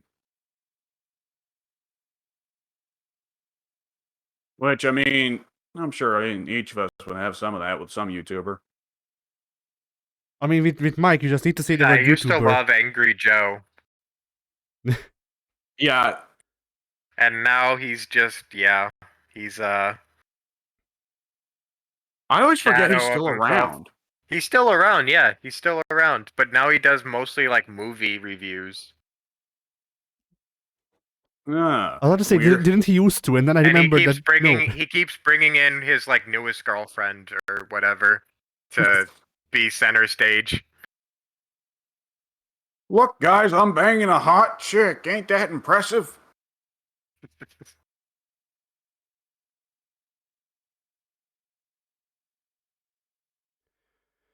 Do we want to at some point switch to playing a game so we can restore some life to Pink's soul? Yes. I gotta step out and take care of Bowie after this. Get the soul tube and plug it into Pink. We need to pump him full again. He's like a fucking wacky flailing tube man. He needs to just... It's like he goes from down on the floor to... Yeah.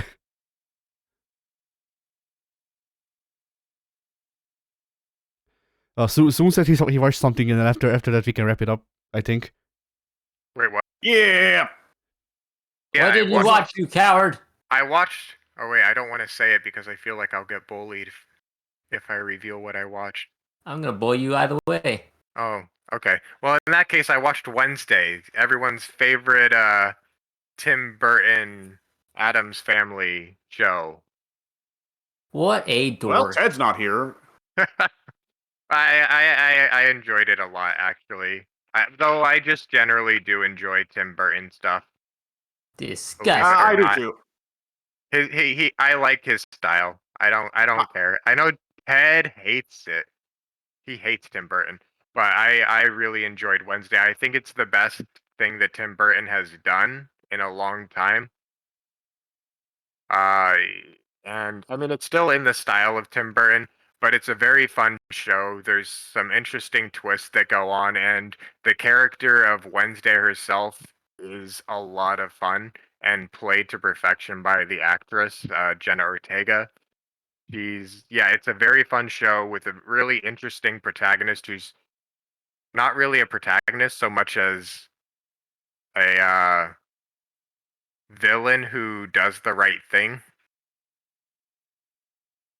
Yeah, It's hard to explain, but I've never cared about the Adams Family stuff. I have always wondered why it's as popular as it is because it seems like it's always kind of been a pretty mediocre IP that hasn't produced any quality content. But Wednesday is definitely something that I really enjoyed. Not enough to actually care about the Adams Family, but I did enjoy Wednesday a lot. It's probably one of the better shows that has been on in the last, well, actually this year was pretty good for shows, so I can't say that, but it's fun. Yeah. And the I do original Adams recommend Family. it. The original Adams Family show was fun in a 1950s kind of sitcom way. Yeah, that's what And it seems like, but not something that like aged super well. Yeah, I mean, like the main reason that people generally like the Adams Family IP is because it's this weirdo god family that where the gimmick is that they're not dysfunctional. They love each other, and that's just it. But they're not. well, Yeah, Well, that's the thing that Ted bitches about. Because in Ted's opinion, the idea that the Adams family are a happy functional family that you should admire, he says no, that's bad because the original '50s Adams family are a satire of those know-nothing intellectual fops on the hill, those damn dirty know-nothing intellectuals who Ted definitely does not have a vocal espoused grudge against. yeah. And to him, the idea that the Addams family is supposed to be a happy and admirable family instead of a parody of rich intellectuals who don't know anything about the common man's life is a mass perversion for which he will slay Tim Burton. oh, Even Wednesday though it I'm wasn't. spoiling for that. the family is pretty dysfunctional in Wednesday, actually. Well, Wednesday and Pugsley have always been dysfunctional. That's the Like idea. Wednesday hates her mom. That's weird. She hates her mom. She feels smothered by her dad, and she doesn't want really to be around him. She likes her uncle, and then she actually loves her brother, but like in an abusive way. Weird. Routinely Like trying to murder him, but he's invincible. basically, I'm the only one allowed to murder you. Kind of like Tsundere. affection. It's weird. Uh, yeah, and then it's also got Brienne from Game of Thrones in a major role where she actually reveals her face. Star Wars. And she does a really good job. She always Mainly, does. mainly Jenna Ortega and Brienne carry that show a lot. I felt they were very good What do in you their mean roles. What do you mean the Wednesday show is about Wednesday? Unbelievable. I just mean that the actress for Wednesday did an amazing job with the character. But yeah, that's about all I have to say about that show. There's a big twist, or several big twists, I guess, in it, which I can't talk about, so I can't really talk about the plot. But if you do like Tim Burton, you should probably watch it because it's Tim Burton at his best, I'd say. Although I It will wasn't give great, the but little it's caveat passable. that there's a little bit of like teen drama stuff that he does in the show. So if you have a really bad opinion of teen drama stuff, you might not like it. But otherwise, it's just generally regular Tim Burton stuff. Yeah.